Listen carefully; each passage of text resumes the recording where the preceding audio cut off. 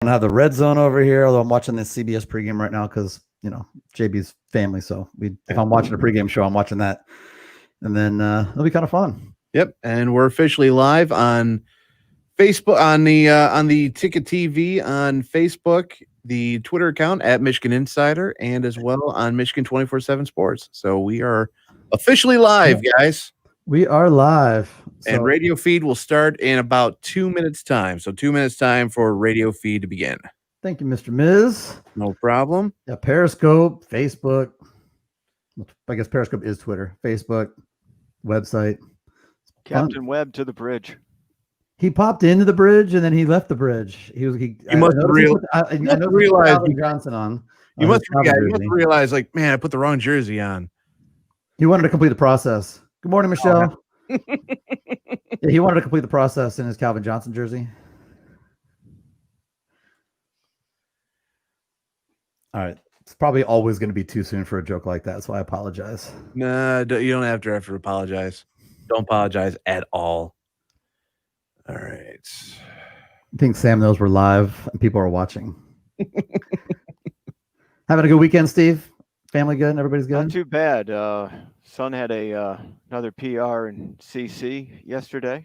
Okay. Yeah. Cross country running galore coming out of there. He's taken off a couple of minutes. Just shocking. Yeah. He's over the last couple of weeks. I saw that he set a PR by like a minute, like after like in 1 minute. That's yeah. Well, then it's unofficial, but the race he ran yesterday was too long. So they backtracked it, and I mean they're not changing the time, but he got under 18. Wow. So good for him. Yeah. Sam's a glutton for punishment. I'm not sure he's he can't hear a thing. No, he's not wearing his headphones yet. So he yeah. You can probably hear in the background, and well, he's taking a few shots before the start. You have to do that before one of these shows. Yeah, you kind of have to. Unfortunately, I'm on the clock and I can't do it. Not during a Michigan show, but yeah. All right, 10 seconds, gentlemen, for the open.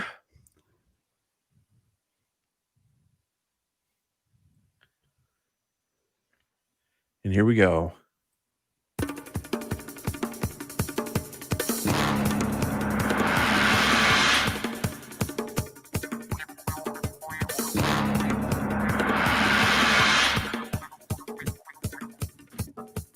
Broadcasting through the MDEM studios in Ann Arbor, Michigan. This is the Sunday Countdown to Kickoff with Ira Weintraub, Sam Webb, Steve Clark, and Madison Raleigh. Today, the Detroit Lions are in Arizona looking for their first win of the season.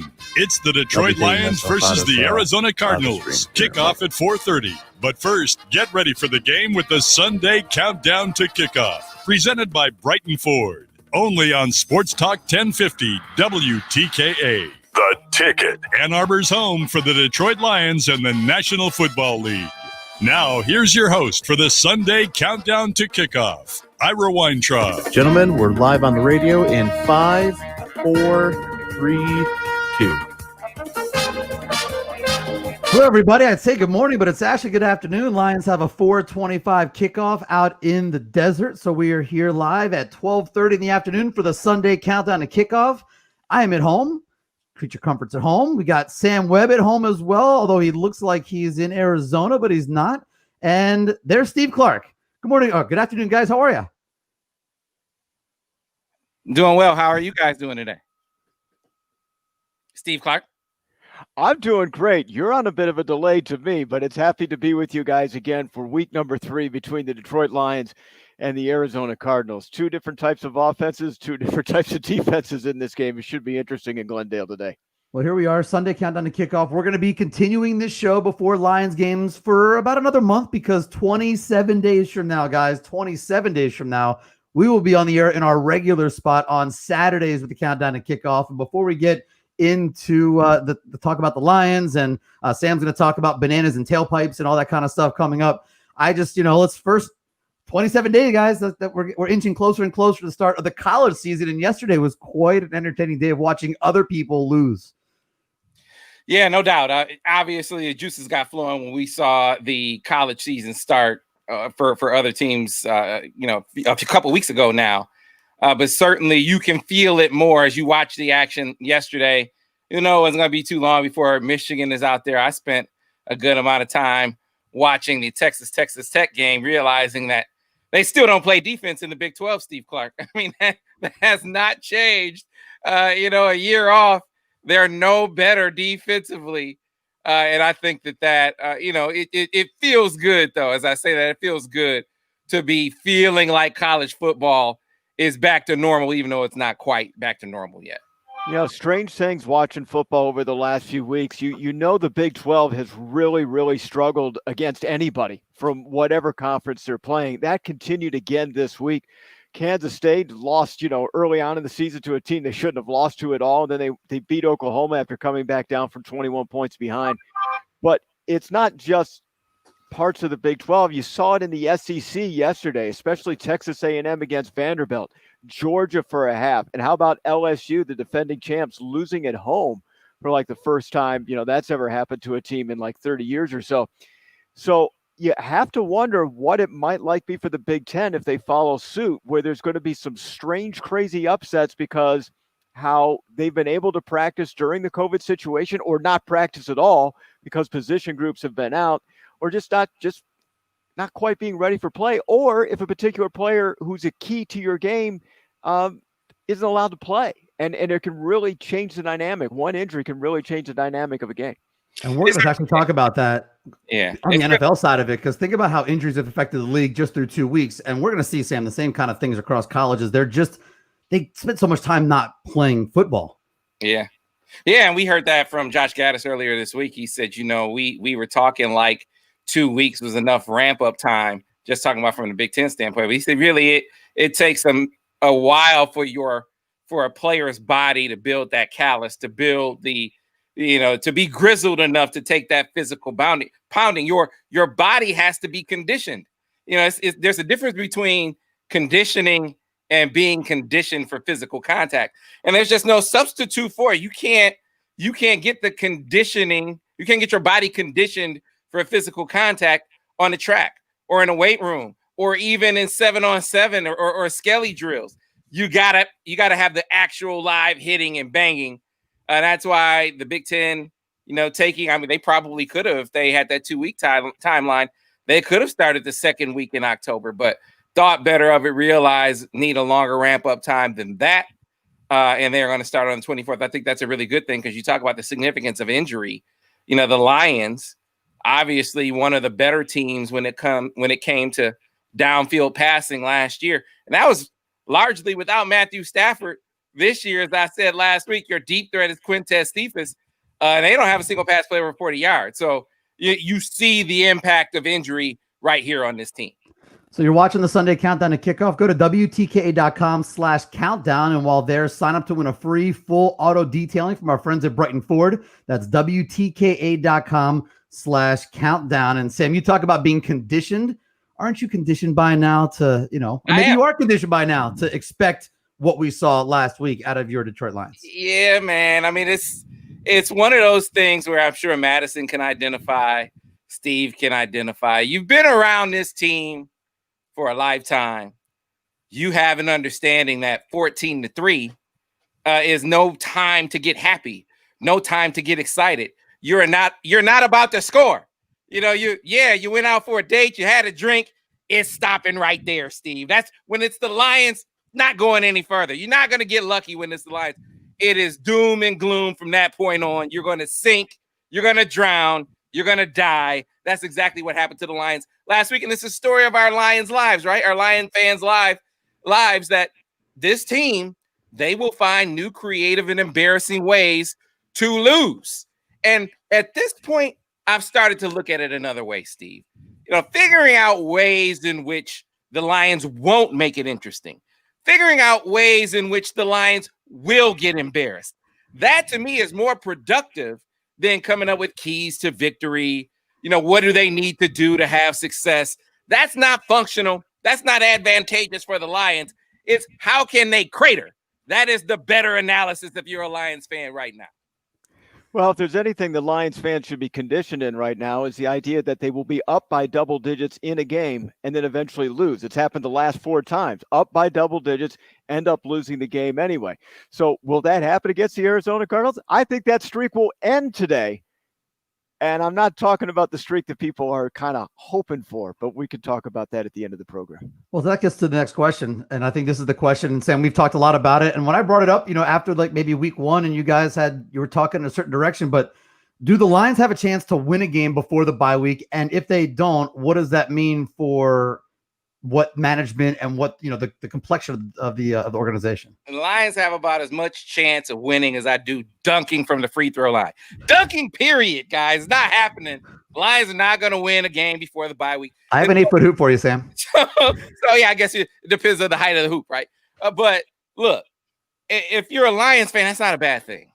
It's not a bad thing at this point. It does you no good to be sort of bad, to be mediocre even. That just gets you stuck in, running on a hamster wheel, running in place as one of those middle of the road teams. You want to be good. If you're a franchise like the Lions, your only hope is to be really, really, really bad first. And at this point, I think that also lines up with getting this current regime out of here. I mean, you heard the interview with Matt Patricia earlier this week where the question was something along the lines of what's wrong with their team? What's your team's identity? And his response, I don't have to give it to you verbatim, but it sounded a lot to me like back in, 02 or 03 when they went to ask Bobby Williams, hey, have you lost your team? And he said, I don't know. That was Matt Patricia this week. He doesn't know what to do with this team. He has no clue what button to push. And that to me is the sign. I mean, maybe they could go out and sign another Patriot cast off, help them on the defensive line, something like that. But that's really the only trick they have left in the trick bag. They have no idea how to fix this, and that's because they can't. And if they can't, if you've already come to that conclusion, which I'm struggling to find out how anyone could come to any other conclusion, then it behooves. I think it makes sense to make that move now. And that's a place that I've come to after Ira asking me that question on Monday and pondering it for a while. So what if you go to your backup GM or your GM understudy or whatever they call the second in command? So what if you go to Darrell Bevel as your coach and they do worse? So what? Doesn't matter. Doing worse is doing better if you're the Lions. It gets you closer to your draft pick.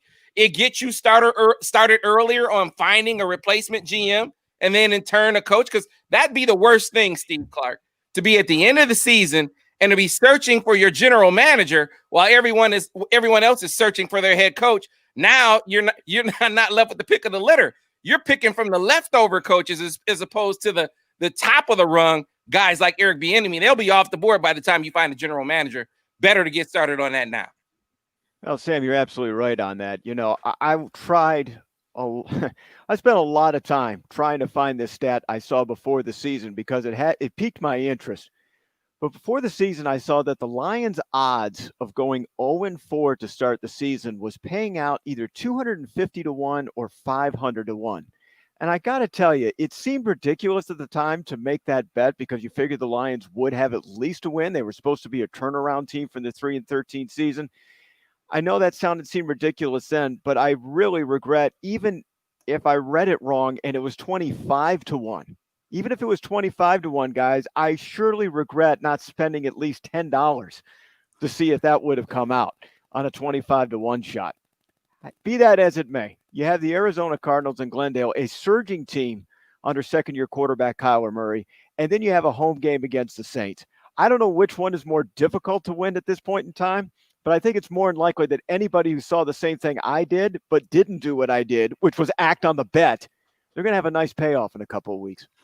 Yeah, it's going to be a tough couple more games more than likely for the Lions heading to the bye week. But as we've been discussing for weeks now, that's why I posed that question, 3 weeks ago now. And it seems to sometimes you have to get ready to turn that page. That's going to be a conversation that continues unless the Lions can surprise the people today, which they might have Kenny Golladay, which would help to a ton. Bring him back and obviously be a big part of the offense. But Sam, we talked about this, and Steve as well. We talked about this a little bit in the open of the show when we started talking. What injuries can matter. Can you remember a week as devastating early in a season to so many teams as we saw last week, we saw like the top 2 running backs in fantasy football. And I know that's for the organizations, that's not how you look at it, but these are maybe the 2 most productive backs are expected to be in the league go down in the same day, right? And there are others, a long, long list that we've seen now through 2 weeks. I can't remember an early season devastation like this to this many players, Sam. Well, I can't either, Steve. I mean, I guess the one that jumps out to me is the 49ers. I mean, that's a team coming off a Super Bowl appearance with a good shot to go back. And now, I mean, man, that has completely shifted the narrative as far as the 49ers are concerned. Yeah, it's a big deal that Saquon Barkley gets knocked out for the season, but the Giants weren't going to do anything anyway. Not to minimize, what kind of player Saquon Barkley is, but his team isn't that good. But again, like I said, I point to the 49ers as the team that jumps out to me like, wow, unbelievable. A turn of events for them that I think moves them down a rung in the conversation when you talk about not just the Super Bowl, but the playoffs too. It's a competitive West Division out in the NFC when you've got Seattle and Russell Wilson plus the LA Rams. So, I mean, it's a very competitive division out there. Now let's take a look at this list from week 2. Jimmy Garoppolo, Joey Bosa, Raheem Mostert, and Coleman. That's just the 49ers injury list. Right. Then you include, Saquon Barkley, Christian McCaffrey, Drew Lock in Denver, his teammate Cortland Sutton, one of his number 1 receivers. Yeah, it was a very bad week for some of the major fantasy league players in this game. I can vaguely recall over the last 30 years of watching the NFL, I guess it's getting closer to 40 now, where there has been a worse week, but I didn't send any get well cards to any of the players or teams back then. So it's really hard to compare and to remember what was worse. Yeah, it just seemed like one of those kind of things that we were all kind of expecting. And that's what the biggest concern is when we head into the college, as the Big Ten is around the corner 27 days from now, that our biggest concern is keeping those guys healthy as they move forward through the season. Coming up next, we're going to bring Madison Rally to the conversation. We're going to get to our Pick the Winners segment. So I'm trying to figure out what to do with Thursday's game because I had basically everybody reluctantly taking Jacksonville. And of course, Jacksonville stunk up the joint. And so I'm thinking I might just scratch that pick altogether from the record because no, you guys didn't even want to pick it. It doesn't really matter one way or the other, but it is one loss for everybody. And I was a lot of reluctance on even picking that game. Just shows you how bad those teams may be in Florida, might be right now, at least those 2. We're going to get to our picks coming up next here on the Sunday Countdown to Kickoff on Sports Talk 1050 WTK The Ticket and Ticket TV.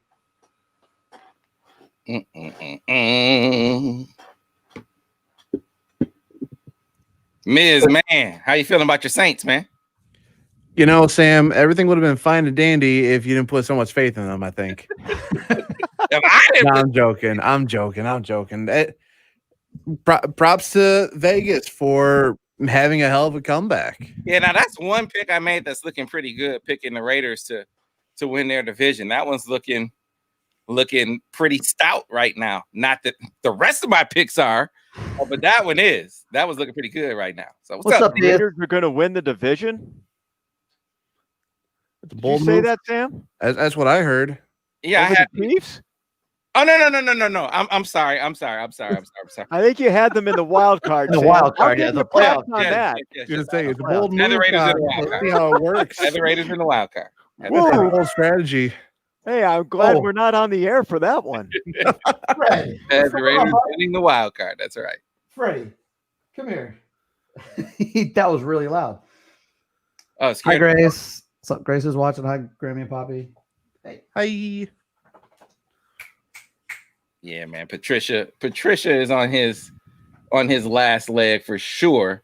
Now the question is will the brass have the stones to go ahead and get rid of Quinn at the same time? You might as well.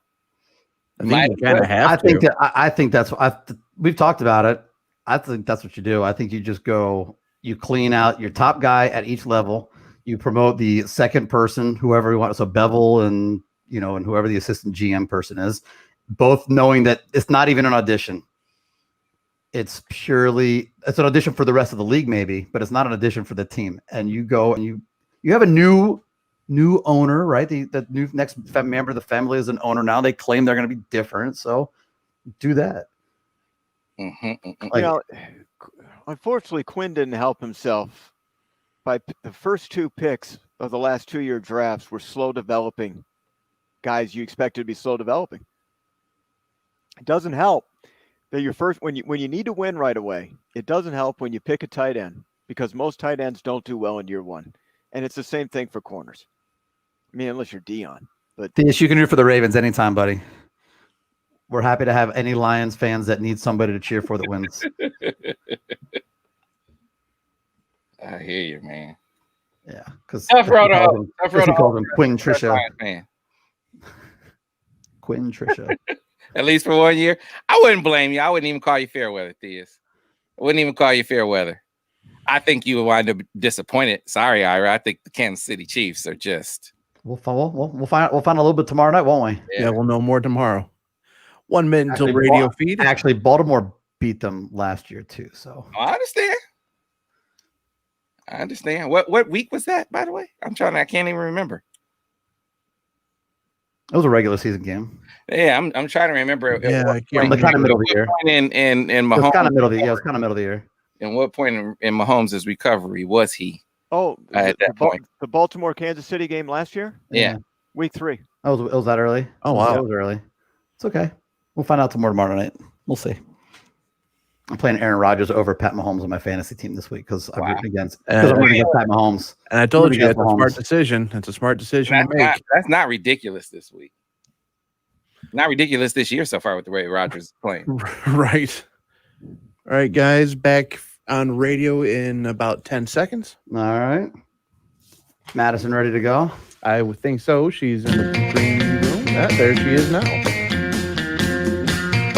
All right, folks, back live on the radio in 5, 4, 3, 2. Welcome back to the Sunday Countdown to Kickoff on Sports Talk 1050 WTK The Ticket and on Ticket TV. And make sure you go to WTK.com/countdown and sign up to win a free full auto detailing from our friends at Brighton Ford. That's WTK.com/countdown. We welcome in our friend Madison Raleigh. Hi, Madison. Good morning. How are you? Good morning. Good afternoon. Good afternoon. She looks so good, not in green. I mean, I was going to comment on the fact that she's not even wearing Lions colors this week. That's how bad it is. But at least she's not wearing green. So thank God for small favors, right? Sam, I'm just going to let you have that one. All right, so Sunday Madison and Sunday Sam get along really well. So we're going to start getting to our picks. And we'll start with Sunday Sam. Chicago at Atlanta. Atlanta is -3 at home to the Bears. I just cannot figure out the Atlanta Falcons in their plan for the future. You thought they were going to do something to tweak this defense, and they let Dak throw for 450 on them last week. I mean, understand, I said at the very beginning of the season, guys, that this defense was horrific. Their pass defense was horrific. Thought it would be better just by letting the Lions have Des Trufant because he was a major culprit last year. It has not gotten better. Now, to their credit, they can score points. They can light up the scoreboard, but if you can't stop a soul, you're going to have a tough time winning games. Here's the thing, though. You're playing Mitch Trubisky this week. And while Mitch Trubisky hasn't been an utter and total failure this year, Mitch Trubisky is still Mitch Trubisky. Can he score with the likes of a Matt Ryan? I'm going to say, no, what's the line in this game, Ira? 3, Sam, 3. So I'm going to go with the Falcons winning this 34-30. I got the Falcons getting off the schneid against the Bears this week. All right, Steve Clark, who I should mention, has a 3-game lead in our pick segment with our panel right here. What do you have here for the Chicago at Atlanta game? Atlanta giving 3 at home. Well, the Bears are 2-0. Atlanta's 0-2. But consider who the Bears have played. They had the Lions and the Giants. Falcons, they had Russell Wilson and Dak Prescott. And even though the loss to the Cowboys was more epic than the Lions losing to the Bears last week, Trubisky is 28th in completion percentage. He's under 60% overall. I mean, look, he's under 60% overall. It's not a good recipe. I expect the Atlanta Falcons to win at home and by more than 3 points, take the Falcons. Madison, who do you have? Are we going to talk about Thursday? Are we going to talk about Ira's? This is not right. None of this is right. I don't like where we are in any of this right now, and we can move on. But I just want to let the record show. I said I was scratching all the results from Thursday because everybody was so reluctant to pick the game. We're just going to scratch the result of Thursday's game. I already said that. We had a conversation ahead of that game that I should get at least partial credit for that. I'm going to pick Atlanta. All right, we'll start with Steve Clark on this one. The Rams at Buffalo. Do we all get like a free game? Because I want the Jacksonville game from week 1. Give me that. But that's the one with the Give me tape on it, the Sam. You that can't have game. that one back. Come on, man. I should have had that game. All right. Go You're ahead. still Steve bitter. Clark, Buffalo is at home Still giving bitter. 2.5 to the LA Rams. Hey, Rams are looking like the real deal to me. And again, look who the undefeated Bills have played in this one. The worst team in football, the New York Jets, and the Dolphins. Kyle Allen has looked great, but this is a different level of defense that has limited Dallas and a healthier Philadelphia last week. Only concern, though, for me in this game is back-to-back East Coast trips. They could certainly take a toll on you. I'm still taking the Rams in the upset over Buffalo. I like Sam it. Webb. I like it because I think Josh Allen has found his go-to receiver in Stephon Diggs. I mean, you were wondering what that was going to be. Was he going to be worth the price that they paid to get him? And last week he was spectacular.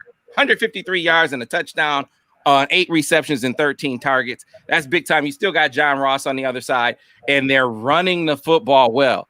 Helps that Josh Allen is super mobile like that. The Rams, they gave up about 5 yards a carry last week.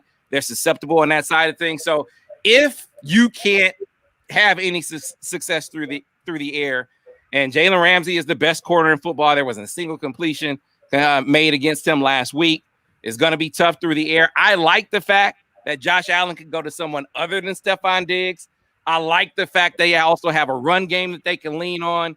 I like the fact that, as Steve said, the Rams have to travel. That the Buffalo Bills are coming off a couple of games where they could, build some momentum. I got Buffalo winning this game 34-27. Madison.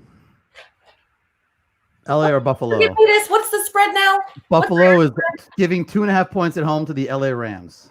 I'm kind of done picking. I'm done listening to everybody else on this because y'all screwed me up so bad last week. I'm gonna go with Buffalo.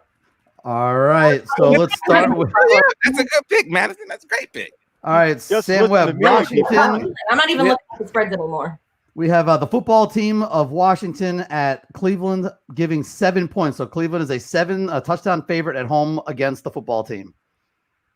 Who's first? Me? Yeah, you, Sam. Sorry. All right, so I look at it this way: the Washington Redskins, their pass rush, what we've seen from them in the first couple of weeks, I think they're going to be one of the most fearsome fronts, one of the most fearsome pressure defenses in the league. But they're a one-dimensional team where on defense they can get after you. On offense, they're still trying to find their way. Dwayne Haskins, he has a guy, but he doesn't have enough guys. He doesn't have a run game he can lean on. He doesn't have a receiver other than his Buckeye teammate McLaurin to throw to. I like Cleveland in this game. They found some things on the ground last week. Mr. Weintraub, they got a combined, about 200 yards rushing last week from Chubb and Kareem Rush. I like that dynamic. You got Baker Mayfield, who is much better when he's going into play action. Don't ask him to just go back and do a drop back thing. Give him some play action opportunities. Establish the ground game. You got a number of receiving weapons on the outside for them to respect. And by the way, Myles Garrett is looking pretty good earlier in the season. Give him some pass rush. Get after Haskins a little bit. I like Cleveland in this game. What score did I come up with? Cleveland in this game, and I'm going to go with, at this point, bear with me in this bad radio moment, I am going to go with the Cleveland Browns winning this game, and I'm going to go, what's the spread? 7. Wow. I'm going with the Cleveland Browns.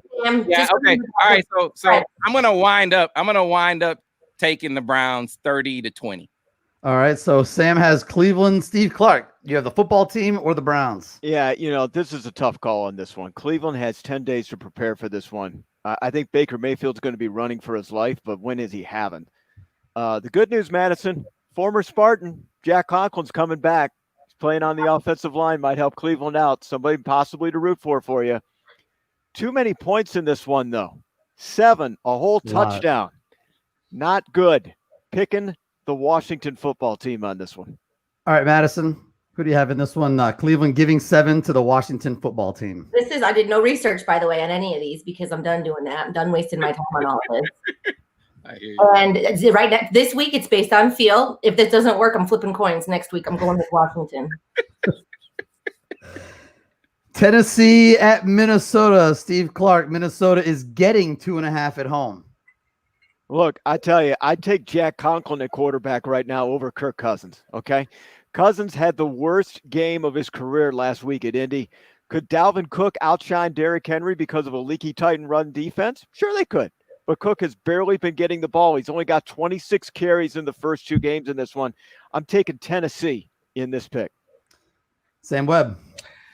Yeah, it's painful to see how bad the Minnesota Vikings are so far this year. Not because I'm a Vikings fan, but because I picked them to win the North. But that defense that I staked a lot of that on, that offense that I thought was going to be able to recover from the trading of Stephon Diggs, neither of those things have materialized. Who after Adam Thielen do you have? I mean, they get behind in games, so they can't really lean on Dalvin Cook. And then you look at the defense. They acquired Michael Pierce. They acquired Yannick Ngakoue. You're going to put them with Anthony Barr and Daniil Hunter. Daniil Hunter is on injured reserve. Anthony Barr's out for the season. I think Michael Pierce, he's hurt too. They just don't have enough playmakers on defense right now to really get it done. So unfortunately, I think the Vikings are going to lose again, making that pick that I made earlier this year look even worse. And what's the line in this game, Ira? 2.5. Now Minnesota's getting 2.5. Minnesota is getting 2.5 in this game. I'm going to go with this week. I'm going to say that the Tennessee is going to get this. All right, Madison. Where are we? Tennessee at Minnesota. Minnesota is getting 2.5 at home. Vikings. Wow. Yeah, she's not going to go against Kirk Cousins anytime soon. All right, we've got Las Vegas, Sam Webb at New England. New England last week. Did Steve pick Tennessee, Minnesota? Yeah, he took Tennessee. Okay. You haven't been paying attention? Las Vegas at New England. New England is giving 6 points to the Raiders. Yeah, man. The Raiders are looking really good. That wild card pick I made before the season, as far as the Raiders are concerned, looking like they're going to live up to that. But, man, are you guys paying attention to how Cam Newton is looking like MVP Cam Newton? Now, week 1, it was with the arm, with his legs. Week 2, he got it done through the air. He was outstanding as he came up just a yard short, where he was upended on his way to maybe get the game-winning score. I think that's too tall of an order, even with the Patriots defense. I think, and Stephon Gilmore, the reigning defensive player of the year, being a really, really tough customer to deal with. I think that the Raiders are going to put up points in this game, but not enough to win it. I got the Patriots winning this game 30-27. What did you have the line? It's line? -6. So you're taking the Raiders getting 6 points. There you go. There you go. Las Vegas for Sam. What about you, Steve Clark? So I got a yes or no question for all 3 of you. Can someone carry a grudge for over 20 years? Yes. Yeah. Yeah, okay. So John Gruden, the last time he has actually coached a game in Foxborough was the infamous playoff tuck game, tuck rule. Oh, yeah. Collaboration. That is the last time that John Gruden has come to coach in Foxborough. Raiders played on Monday. They're traveling across the country. Fantasy geeks, you're going to want to know this. Tight end Darren Waller has 18 catches in 2 games, so he's a volume type of guy, the type of thing that the Raiders want to go to. But as long as Cam Newton is healthy and Bill Belichick is still coaching, I'm liking the Patriots until he gets hurt. Take the Patriots and the points in this one over the refreshed Las Vegas Raiders. All right, Madison, New England at home against Las Vegas. New England giving 6 points to the Raiders. You know I hate New England, right? Yes, we know that. We're very familiar. I'm going with New England this week. All right, Sam Webb, Steve Clark, excuse me. San Francisco at the Giants. We talked about the injuries that have impacted teams. Yeah. And this is a 1:00 game in the Meadowlands. The Giants are getting 4 at home, but I'm not even sure who the quarterback is. I honestly do not know the name of the quarterback for the San Francisco 49ers this week. Well, weird scheduling anomaly for the 49ers. They're going back to the same stadium this afternoon from last week where they lost half of their most productive players. They're returning back because the Jets and the Giants share the same place. Madison, you name a 49er right now, and I'll tell you whether or not he's injured. I don't like the 49ers, Steve. Well, name a player, and I'm probably going to tell you he's injured. Not only I do don't the like Giants, the 49ers, Steve. not only do the Giants win the spread, they're my outright upset pick of the week today. All right, Sam Webb, what do you have? Giants getting 4 at home to the injury-riddled Niners. Not that the Giants aren't all that injury-riddled themselves. Yeah, the Giants, look, if they had Saquon Barkley, I might look at them and say they'll mount enough offense, but you saw Daniel Jones running for his life last week without a running game to deal with. Now, I know you don't have Bosa on the other side to contend with. I know the offense for the 49ers won't be as potent. What do you have as the line, Steve, in this 4. contract? Giants are getting 4. The Making Giants my point. are getting 4. They are so inept. I'm going to go with the 49ers in this game. Just as a side, Steve, this is the 9th time since 1990 that a road team has played consecutive games at the Meadowlands. So 1 week against the Giants and 1 against the Jets. It happened to just come on Red Zone. So a great stat. They may not want to come on the field because when half your team goes down, I mean, it's just like, why do you want to be on the same field again? And I think they were actually pretty upset with the turf. conditions of the turf down Yeah, there. there was a lot of conversation I about look that. at it this way. I mean, I pulled up the stat. I couldn't remember it off the top of my head, but 4 turnovers, 3 interceptions, and 1 lost fumble for Daniel Jones. And you're taking Saquon away from him. I think it's gonna be a nightmare for him this week. It's going to be Madison, you don't like San Francisco? I don't like San Francisco, but you also know I don't like the Patriots. Patriots are on The my Giants. my The Giants. fantasy. Patriots were their last game. This is the Giants. I know, but I'm telling you, this week I'm picking stuff Oh, again. you don't like. I gotcha. So I'm going with the 49ers. Let me All right, I got you. 2 more 1 o'clock games. We'll get in real quick as those games have kicked off. We've got Cincinnati at Philadelphia. The Eagles are giving 5 at home to the Bengals. Sam Webb. I just can't figure Philly out. I can't figure Carson Wentz out. You look at him last week, and he looked like a rookie. I mean, it was so bad. They were asking in the Monday presser, how come he can't make the basic throw? I mean, he can't complete passes 10 yards in front of him. He has just been under such duress, so much heat as far as the pass rush is concerned so far this year. But you're going against the team with a rookie quarterback. Joe Mixon has looked pedestrian so far this year. I'm gonna go out on a limb and say Philly is gonna win, but you're giving them what's the line? You're giving them 5 points in this game. See, now that's a different line that you have on my sheet. That's why I keep asking you. This is the one I gave you guys on Thursday. This is the one I gave you. I got 6.5. Got Philly giving 6.5. I updated the sheet on Thursday. 5. Yeah. So Steve got the updated sheet. I updated the sheet on Thursday. Mine doesn't get 5. So Philly's giving 5 to Cincinnati? Yeah. Give me the Bengals. What do you say, Steve Clark? Well, look, the Bengals are a bit of a bargain here at the time of Ira's listing in the early part of the week. Philly's been a disappointment. The Eagles are 0-13 against the spread all time against the Bengals. So Sam just kind of going like this. I'm going to pick one. 0-13 against the Bengals all time. I mean, that sounds like my awful roulette outing at the Soaring Eagle last year. Joe Burrow gets some time to read the field because Philly's pass rush is bad. Bengals cover.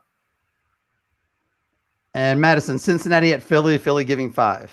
Eagles need Nick Foles back, and I like cats, so I'm going with Cincinnati.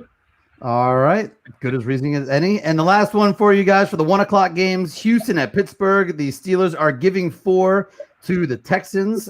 Steve Clark. Pittsburgh gets all-pro David DeCastro back at right guard, gives their running game a bit of a boost. Also, Deshaun Watson's scouting report says he doesn't handle the blitz very well. And according to ESPN Stats and Info, the Steelers blitz 64% of the time. Is that what Don Brown's been doing this offseason, working with the Pittsburgh Steelers? It's the most in the NFL, going with Pittsburgh -4. What did I call Pittsburgh in week 1? I called them Blitzburg because they are all about the heat. And you look at them offensively. I know Steve said they get a boost from their running game, but I think that their offense has been very balanced in the couple of games they had. Big Ben is looking like the Big Ben that we are accustomed to seeing. I just think between the pressure that they're going to apply and Deshaun Watson still not finding that guy who's the replacement for DeAndre Hopkins, it's just not there. This is the Bill O'Brien curse coming back to haunt you at a time where you need that security blanket. You don't have it. I'm taking Pittsburgh in this game, Ira. Madison, Houston at Pittsburgh. Pittsburgh giving 4 points. I don't like either of these teams. Pittsburgh. All right, we have the 4 o'clock games, the primetime games. We're going to get to those next when we continue on the Sunday countdown to kickoff on Sports Talk 1050 WTK The Ticket and on Ticket TV. Clear. All right. You know, Madison, if you don't like teams based on Michigan and Michigan State rosters, you're going to not end up liking anyone. That's not what it's always based on, Steve. That's not always. Hi, Aaron. Hey, Sam, this one's for you. Check your screen. You can, if you want to talk about Braden McGregor for a moment during our break, since he's a youngin, new player. Yes, Braden. Oh. Oh. Wait. Is this the Nicole Curtis from the Home Improvement show? Is it that Nicole Curtis? I'm just wondering. That was good. Just wondering. Yeah, we Miz got interested there. There's a home improvement show where they go through Southeast Michigan and they fix up old houses. You guys haven't seen that? Don't know that one, Sam. I was assuming you were talking about the actual show. No, not the actual home improvements. See, now let me exit full screen. Hold on a second. Dan, what you doing in your spare time? I don't know. And we are still live on Periscope and on Facebook and on WTK.com. I can't believe you guys haven't watched this show. I haven't seen.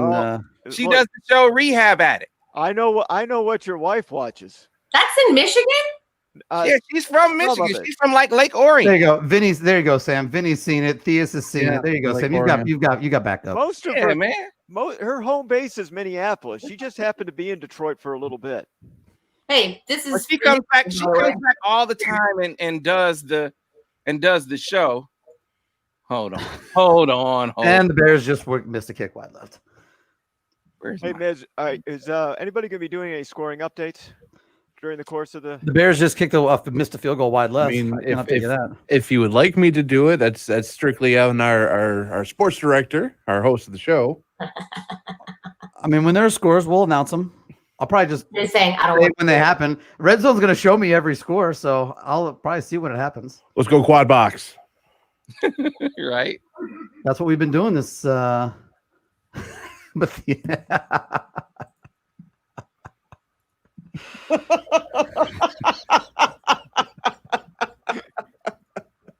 That's Nicole Curtis. Can you see that? There you go. There you go. There you go, Sam. Yeah. Jamie's got all the information for you. There you go. Good morning, James. Yeah. Bridget, South Carolina. Good morning. Oh, so Jamie, you're saying she's available. Miz. She fixes up houses in Detroit and Southeast Michigan all the time, like at least 2 or 3 a year to come back home. Yeah, but her home base was Minnesota. What difference does that make, Steve? Well, you make her sound like and Ira, to answer your question, all the time. That is, it's Nick Mullins, the highly, I guess, highly prospect from Southern Miss. That's for Grace. Grace wanted to see Freddie. He's my audience. He's sleeping. Oh, hi, puppy. I put our 9-year-old dog to sleep, apparently. That's not good, Ira. No, that's not good. Fred's just getting ready for the Lions game. That's all. Just getting himself rested up so that he can stay up with you on Monday night to watch the Ravens and the Chiefs. That's all. Right. Thankfully, the puppy is not making noise in the background because that was actually my. We lost you, Sam. Where'd you go? You lost me? All right, I'm back. I'm coming back. Give me a second. You're too busy talking about Nicole Curtis and all that. You went black screen on us, man. What the hell? You pulled the curtain. Oh, I was sharing my screen. That's why. Stop screen. Stop screen. We don't want to see what you look at on your spare time. I was just trying to show you a picture of the Rehab Addict. That's all. Look, I believe you. Okay. All right, folks.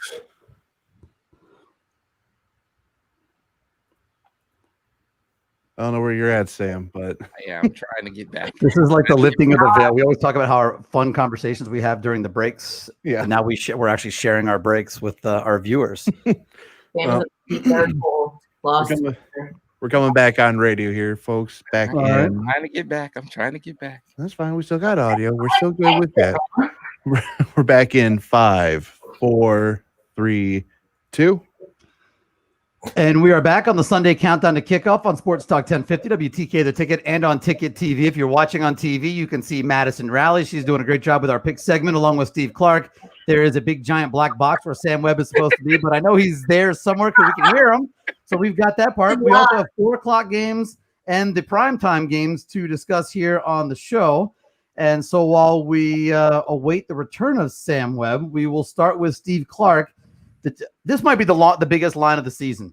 The Jets at the Colts. The Colts are giving 11 points. The Colts have not been great necessarily, but the Jets are awful. The Jets are So what do awful. you think? I've seen a couple of bigger lines in this one. This is my survivor pick of the week, getting this one out of the way.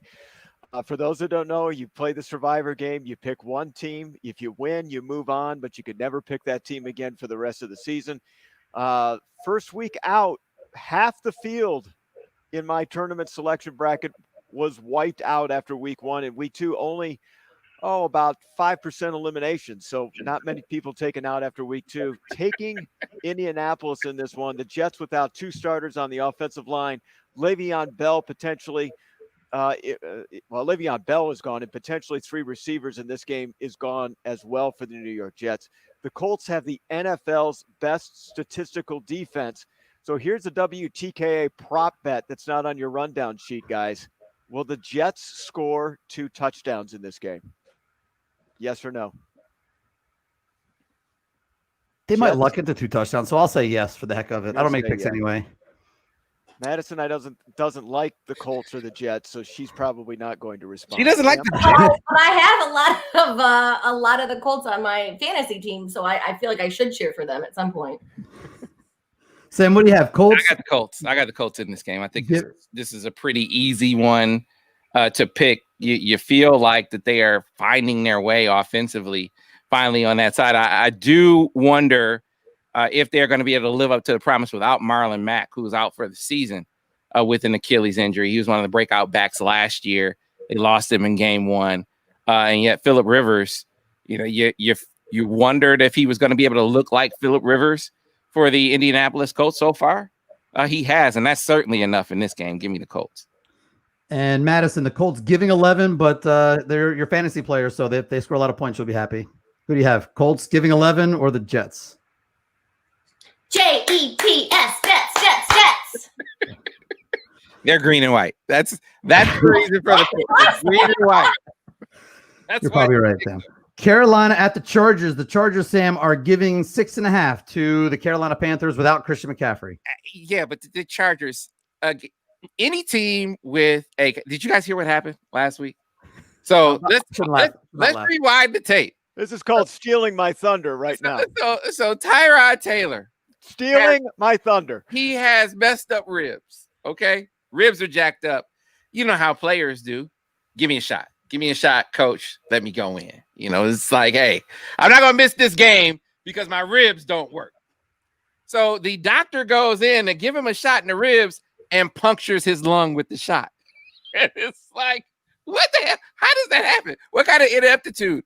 What kind of malpractice do you have going on in your team training department when your team doctor administering a routine shot punctures the lung of his quarterback? Now, Justin Herbert, he came in and he was, looked like it's going to be the Justin Herbert show the rest of the way, even if Tyrod Taylor is no worse for the wear coming back from that. I just feel like at this point, when you have that kind of ineptitude on the team, you don't recover in 1 week. So just using my Madison logic, you puncture the lung of the quarterback, you're not going to win the game. Give me the other. Who do they have? Who are the Chargers? I forgot. Carolina is getting 6.5. Yeah, give me Carolina in this game. I think they're going to win and cover. All right, Steve Clark. This is a reminder that not all bad and weird things only happen to the Detroit Lions. I mean, if you saw the headline, you may think that would have happened to the Detroit Lions, but it did happen to Tyrod Taylor and the Los Angeles Chargers. Here's the deal. He's not only missing this Sunday, he's missing next week as well. And if Justin Herbert plays as well as he did against Kansas City, Tyrod Taylor's career may be done Right? because of a bad poke. I'm suing. You got to sue, don't you? You got punctured your damn lung. Come on. That's not a part of the plan, not a part of the deal.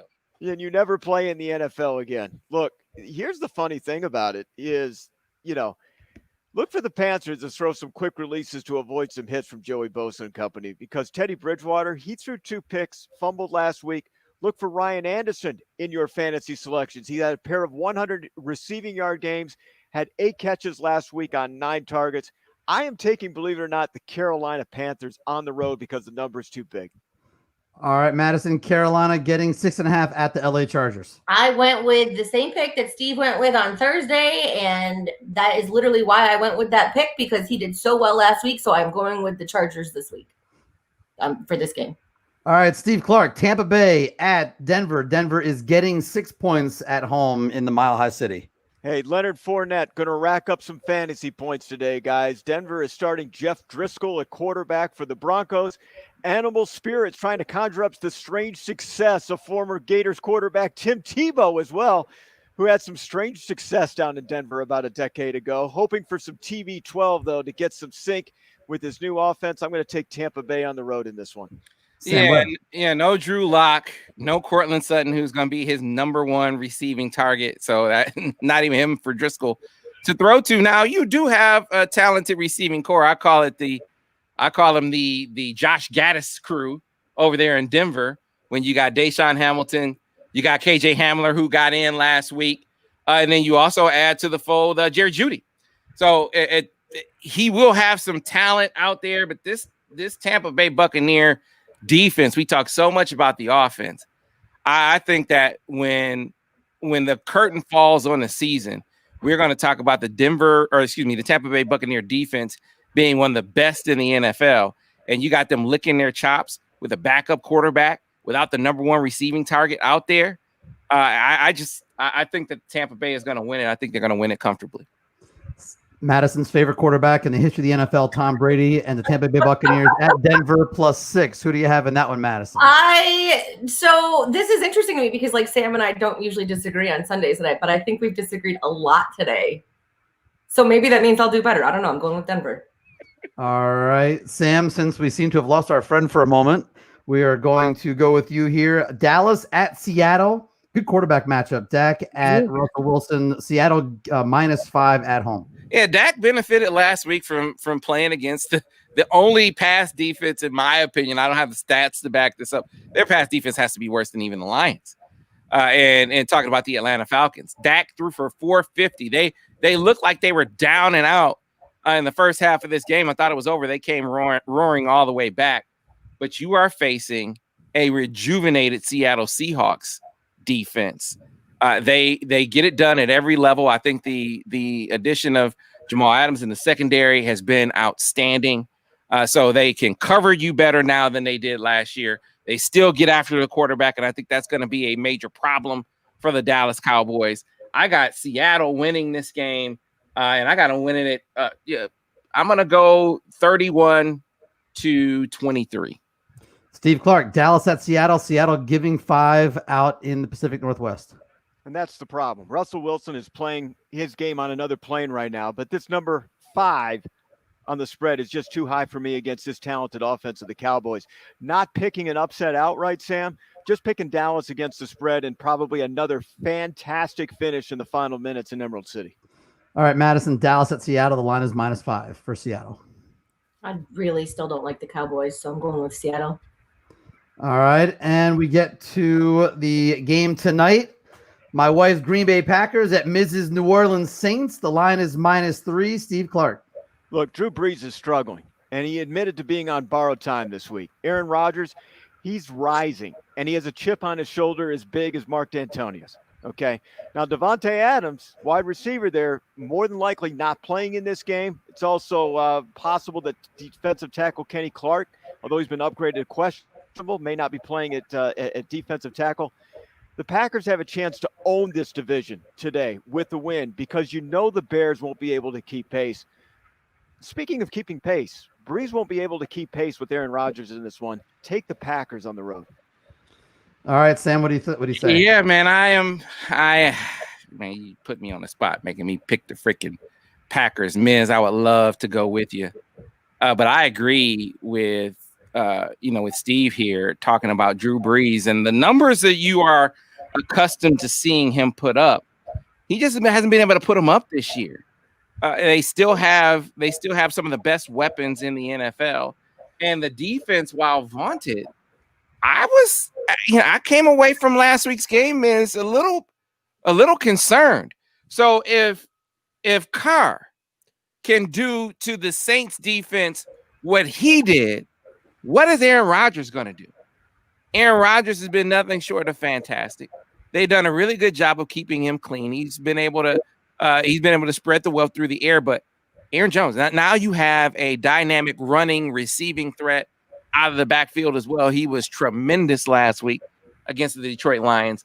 I just think that the Packers are going too well for the Saints to get back on track against them. I think the Saints are going to get back on track, just not this week against the Pack. Give me the Pack in this game. Madison, Green Bay at New Orleans. New Orleans favored by a field goal. Kickers win or lose games, man.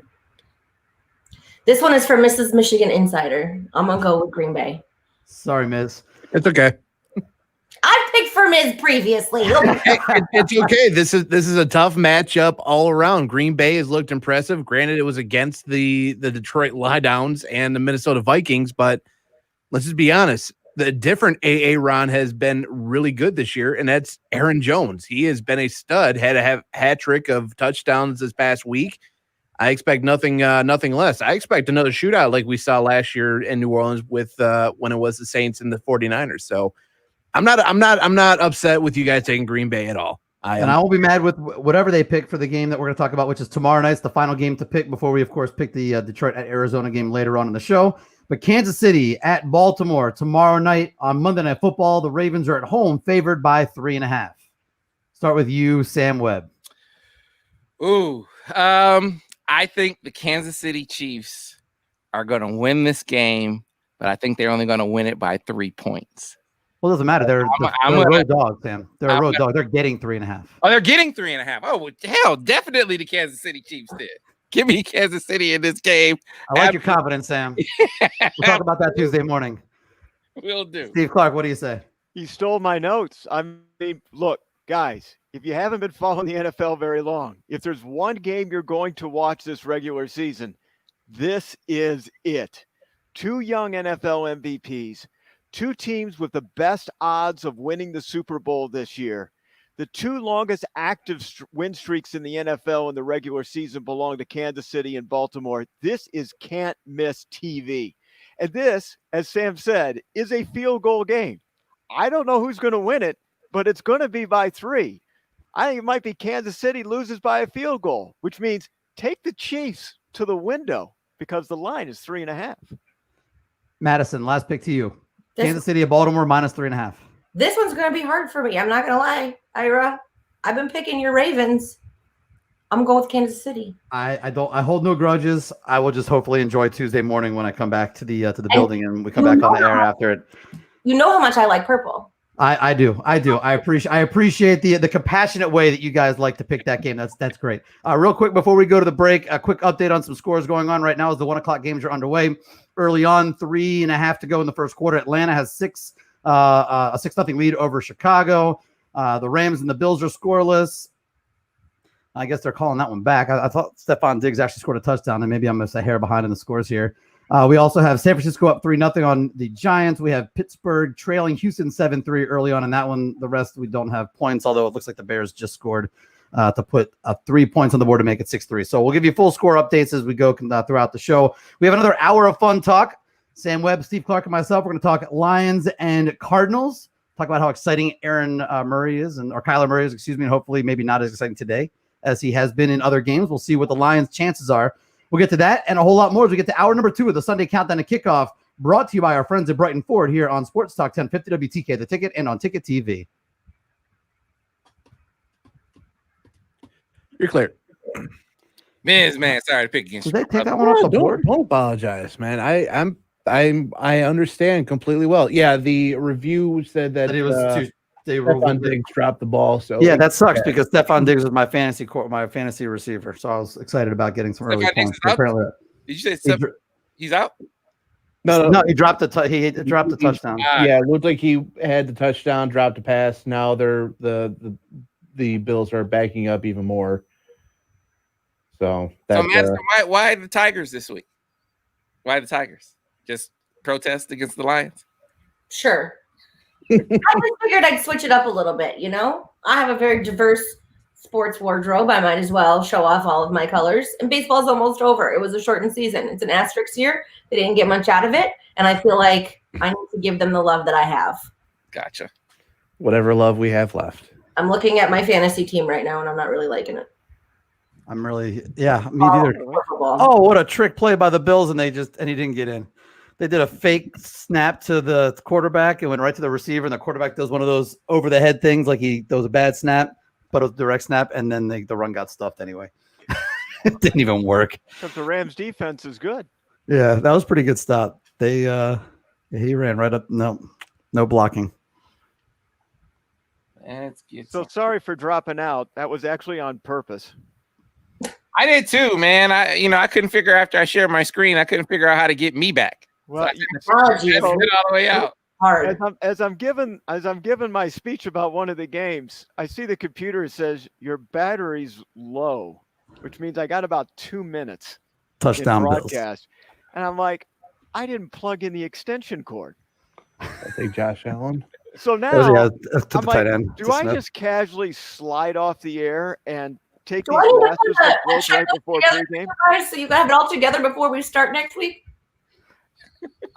Madison, the ridicule is warranted. I'm not. No. There's no judgment here. This is what I do for my staff every week. I put together a checklist for them. I had the extension cord. You just should be surprised how quickly I got back on, because when I canceled out, I whipped my headset and these glasses went in opposite directions on the room. Oh no. You're not wrong, the extension cord, plugged it in before the computer died. Then I found one half of my glasses, and then I couldn't find the other half. I was like, do I wear one lens? No, you gotta find both of them. So I found both of them. I think San Francisco just had another major injury. Oh, actually, that's impressive. Wait, what did you say? I think San Francisco just had another major injury. Reed had almost a touchdown catch in the corner of the end zone. Oh yeah, and he's grabbing his knee. Yeah, let me turn my computer down as I'm watching Red Zone. Look, San Francisco may pull out of this game not because of a protest of social justice. They just may pull out due to their own physical well-being. They may have to protest the field. I mean, think about it, because you said you were right. You're not wrong. If they were complaining about the field and they have to go back and play in the exact same field again, now you have another major knee injury. The guy was just running to make a catch in the corner of the end zone. It wasn't contact. I mean, he was running, but it wasn't contact. What are the odds of that? I mean, you said 9 times since 1990, but of those 8 times, did like everybody get wasted on the field? The prior that my guess is that no one else had the same lead-up game, right? That they had as like 3 or 4 major injuries that they'd have the same conversation. Because that's the second part of it. The first part of the conversation is that it's happened, now 9 times, and a lot of times when it's a team that goes from west to east, they stay east and train east. All right. All right, text me when you do. All right, Madison. Yep, we'll let you know.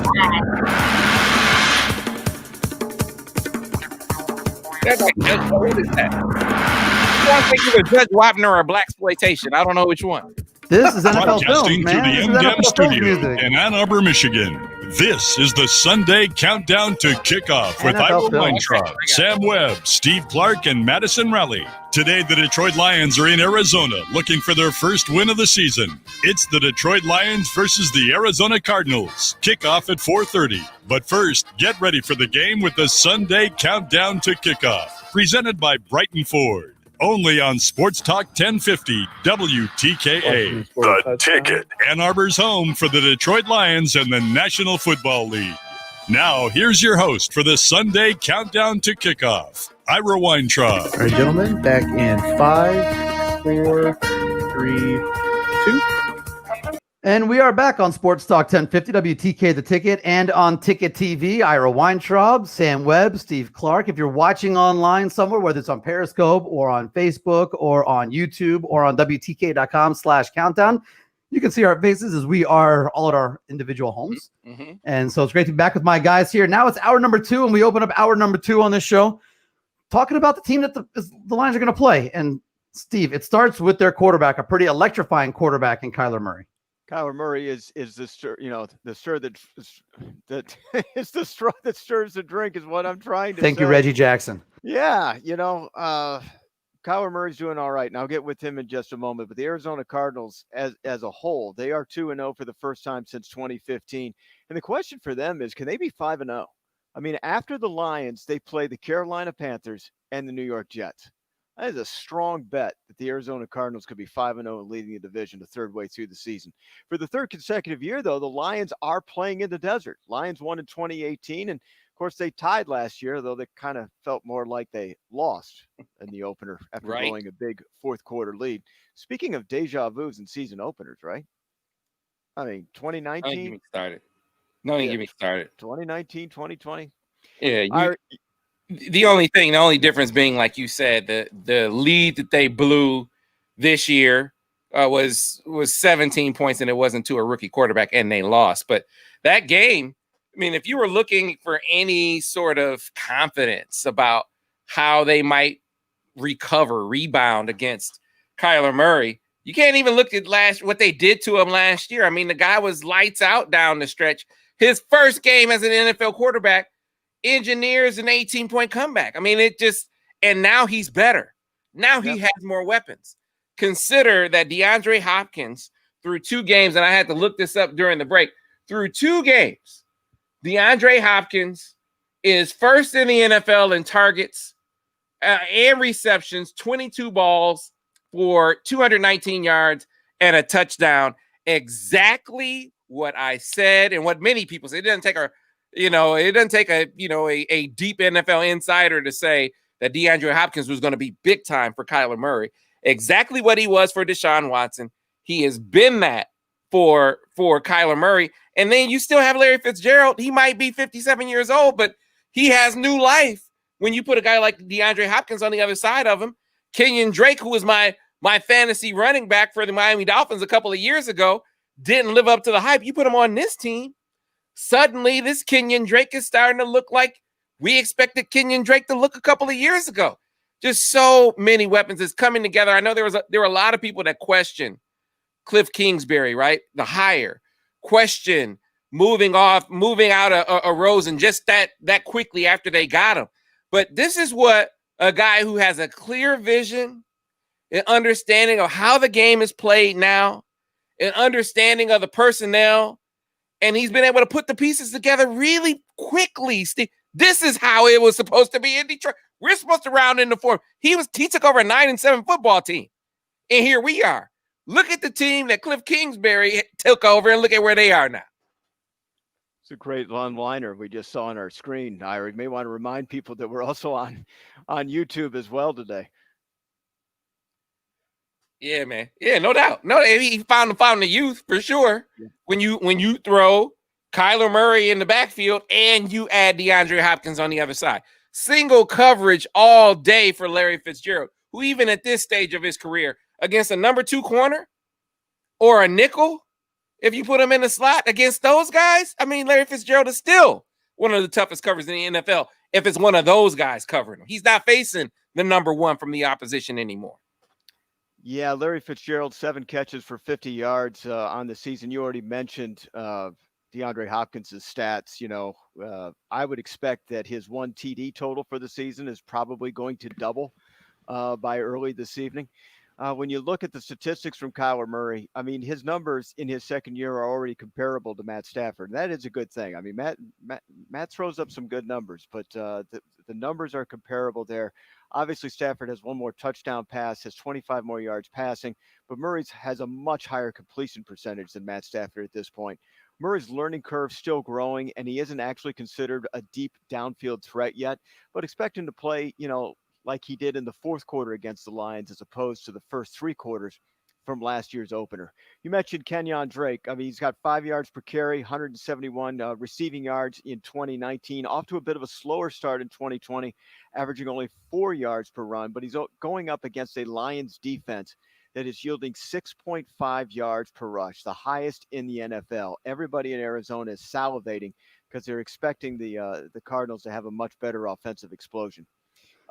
While they're a top 10 offensive team, I mean, they seem to rely on their defense quite a bit too. Kenny Golladay likely to come back in this game.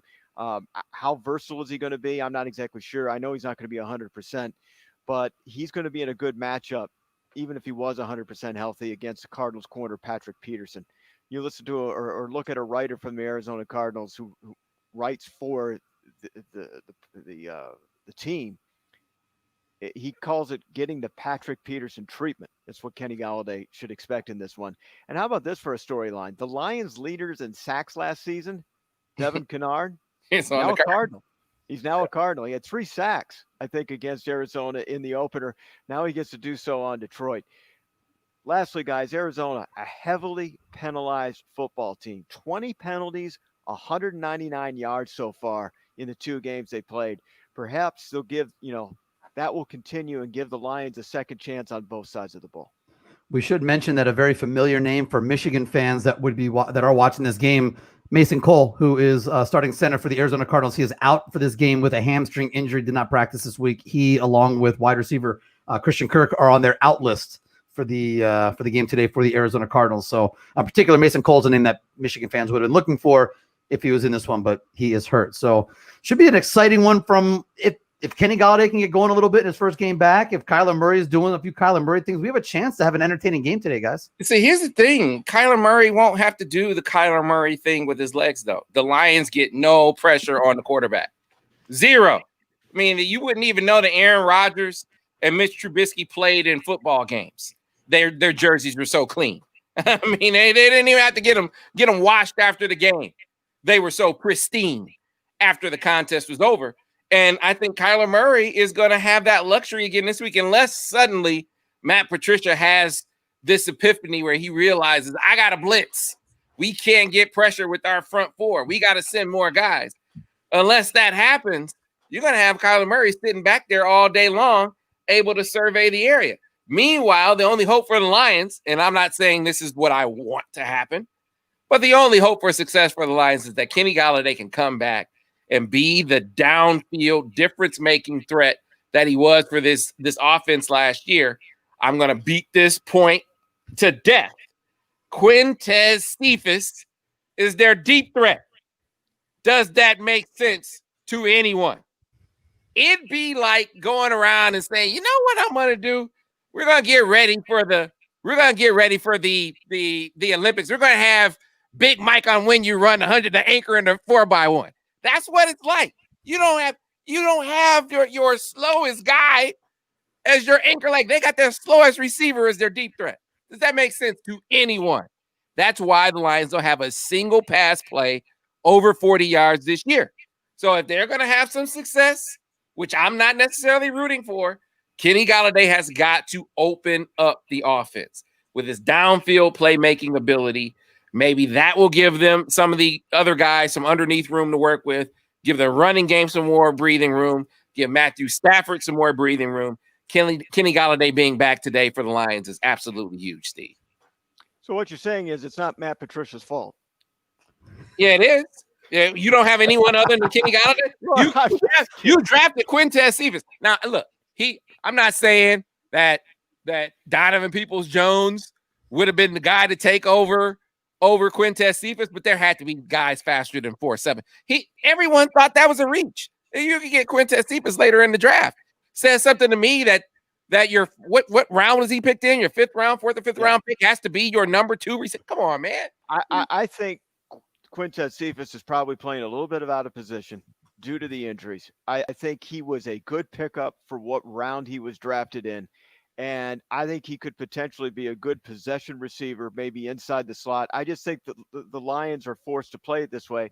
They had a number 2 guy to go deep, and he's not playing. So at least, well, he was actually their number 1 guy. They moved Marvin Jones to number 1, but your number 2 guy to To Kenny Holiday. To be an X receiver is what I'm trying to say. The number 2 planned X receiver isn't playing. So Cephas is obviously playing better than he is. So I think, the Cephas pick might end up working out, but I think he's at the wrong position at the moment. I agree. All right, guys, we've talked a little bit about catastrophic injuries or injuries in general, the impact they've had. As you watch Red Zone, you're going to see, it seems like every time I look over, there's another injury. And this one is a name that we're very familiar with. Don't know the status, but he was holding his leg, it looked like. Taylor Lewan was down in the Tennessee game as they cut to a break from that one. So we hope that he's not too dinged up. It's just one of those, football plays, and he comes back a little bit later in the game, but that'll be something to keep an eye on as we look at injuries around the league. We are going to get into a little bit of draft talk coming up next. But before we do that, let's check out some scores. Early second quarter, Atlanta's up 6-3 on Chicago, and Atlanta's marching in Chicago territory. Early second quarter, Buffalo has a 7-0 lead. They had that touchdown taken off the board, but later did score a touchdown. Buffalo is at the Rams 27 early second quarter, and they have a 7-0 lead. Washington has an early second quarter 7-0 lead on Cleveland. Cleveland has third down in Washington territory. Minnesota has a 7-6 lead late first quarter. But Tennessee has the ball on the Minnesota side of the field, but Minnesota up 7. It was a Dalvin Cook had a nice, it was a 30-something yard touchdown run that gave them their touchdown. Vegas is up 3-0 at the end of the first quarter. New England has the ball there. San Francisco has a 6-3 lead early second quarter in that game at the Meadowlands. Philadelphia has a 3-0 lead early second quarter over Cincinnati. And at the end of the first quarter, Houston is up 7-3 on Pittsburgh in Pittsburgh as Houston has the ball. But again, Sam, you can talk about what first quarter scores mean, right? Yeah, especially, for the Lions, you know what they mean. For other teams, they actually probably mean a little more. They're actually probably more telling of what the outcome is going to be than for the Honolulu Blue and Silver. But maybe not the Atlanta Falcons. A lot of game left, is your point. All right, we're going to get to a little draft talk coming up next, both Lions related, Michigan related, and Big Ten related. So we're going to get to all that on the other side of the break as we continue with the Sunday Countdown to Kickoff on Sports Talk 1050 WTK, The Ticket, and on Ticket TV. Clear. Thank you, Miz. How did you wind up with the Saints, Miz? I kind of did I had to sit out a year kind of thing to change my fandom. Kind of like NCAA rules, I got on to, I guess if you want to call it a bandwagon after the hurricane. Okay. Yeah, that's not a bad reason to pick them up. The Saints in my youth were. They were the Aints. Yeah, they were the Aints with Bobby Hebert quarterback, and then you had on the defense you had Sam Mills, Pat Swilling, and who was the third linebacker? There was another linebacker in there that was really good. Sam Mills, Pat Swilling, and then there was another guy who is escaping me at the moment. That was big time. But the Saints, they absolutely were the Aints, and then the Lions actually got fleeced. They went and got Pat Swilling. And they traded like the number 7 pick. And that number 7 pick wound up being Willie Roaf. It's like, man, you get Pat Swilling at the tail end of his career, and they get a Hall of Fame tackle with that pick. That's so Lions, right? So Lions that it works out that way. So, man, story of our Lions' lives. We just can't catch a break. Hopefully we do this year, though. Hopefully it works out this way. You fire Patricia. You fire Quinn. They suck down the stretch. I wouldn't mind another 0-16 season. Lions, they're the only 0-16 team in history.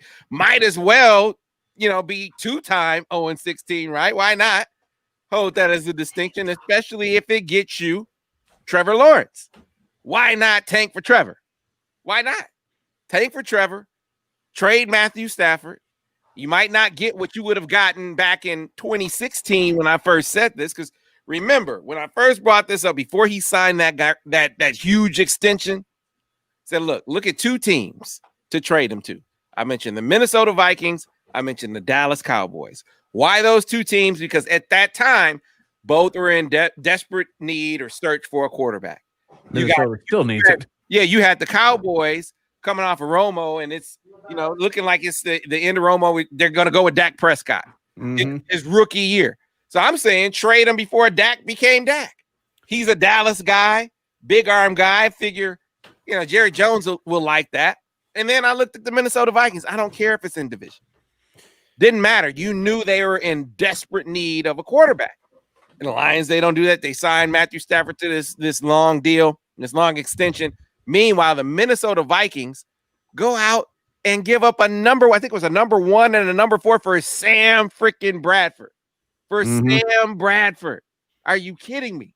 So what could the Lions have gotten from Matthew Stafford back at that time? Now you are back at this place where he still has some juice left in the tank. Still a pretty good quarterback. Maybe he wouldn't command a 1, but I think he would probably command a 2. His contract is still reasonable. Trade him while you can get something for him. Hopefully you got the number 1 pick in the draft. And you can go get Trevor Lawrence, and the rest, as they say, is history. Let's go. Let's get it. You would hope that. For a quick score update for our online viewers, Bills just went up 14-0 following a Josh Allen 1-yard touchdown run. And the Falcons tack on another field goal, or add on 3 more points with a Young Ho Ko 29-yard field goal. They're up 9-3. Currently 8.5 left in the second quarter. Browns had on a 42-yard field goal. Texans just scored a touchdown. And Texans also scored another touchdown. If it's Randall Johnson, Johnson just ran it in. Okay, I need that because David's on my fantasy team right there. Anyway, we are back live on radio in 5, 4, 3, 2. Welcome back to the Sunday Countdown to Kickoff on Sports Talk 1050, WTK The Ticket, and on Ticket TV. And we are talking Lions and Cardinals. We're going to get to picking that game in just a little bit. But I want to spend a little time, guys, talking draft because, around the corner, we're going to get to the NFL draft. It's going to be a really unique college season to put these guys on display. And the Lions are going to probably have a high draft pick. And the other day I was reading a CBS Sports draft report and some names and positions where they were called. It all kind of jumped out at me. So I wanted to throw some of these out at you. Sam Webb, and at you, Steve Clark, to see your thoughts on either A, on the player themselves and what maybe the fit on that team. And in particular, the first one is because it's the Lions pick, but it says the Lions would be at number 8, which I'm not sure, Sam, they'll be that. They'll actually be in a higher position than that. Right. But it says that they were slotted with Justin Fields. I don't think Justin Fields will even be there at number 8 as well. But what are your thoughts on maybe the potential future of the Lions drafting their next quarterback in this upcoming draft? Yeah, I mean, those are definitely the guys that everyone is pointing to. And there's actually some talk, at least at this point. I don't think it's prevalent. I don't think there are a lot of people saying it, but for a couple of months now, there have been 1 or 2 scouts that are saying that, hey, look at Justin Fields to maybe be the number 1 guy, to maybe be the guy over Trevor Lawrence, a little more fleet of foot, a rifle for an arm that is obviously as strong, if not stronger than Lawrence is. And so you're getting a little bit of number 1 overall pick for Justin Fields.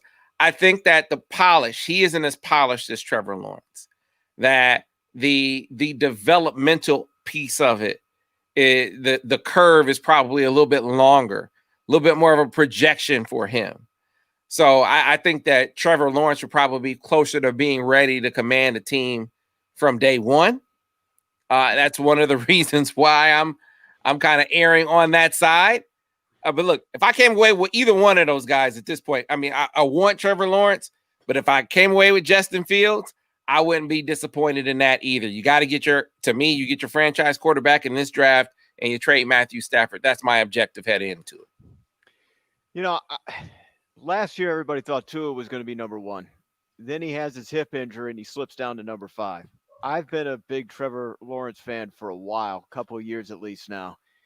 And one of the things I liked about him, and this isn't a knock on Justin Fields because he may be built the same way.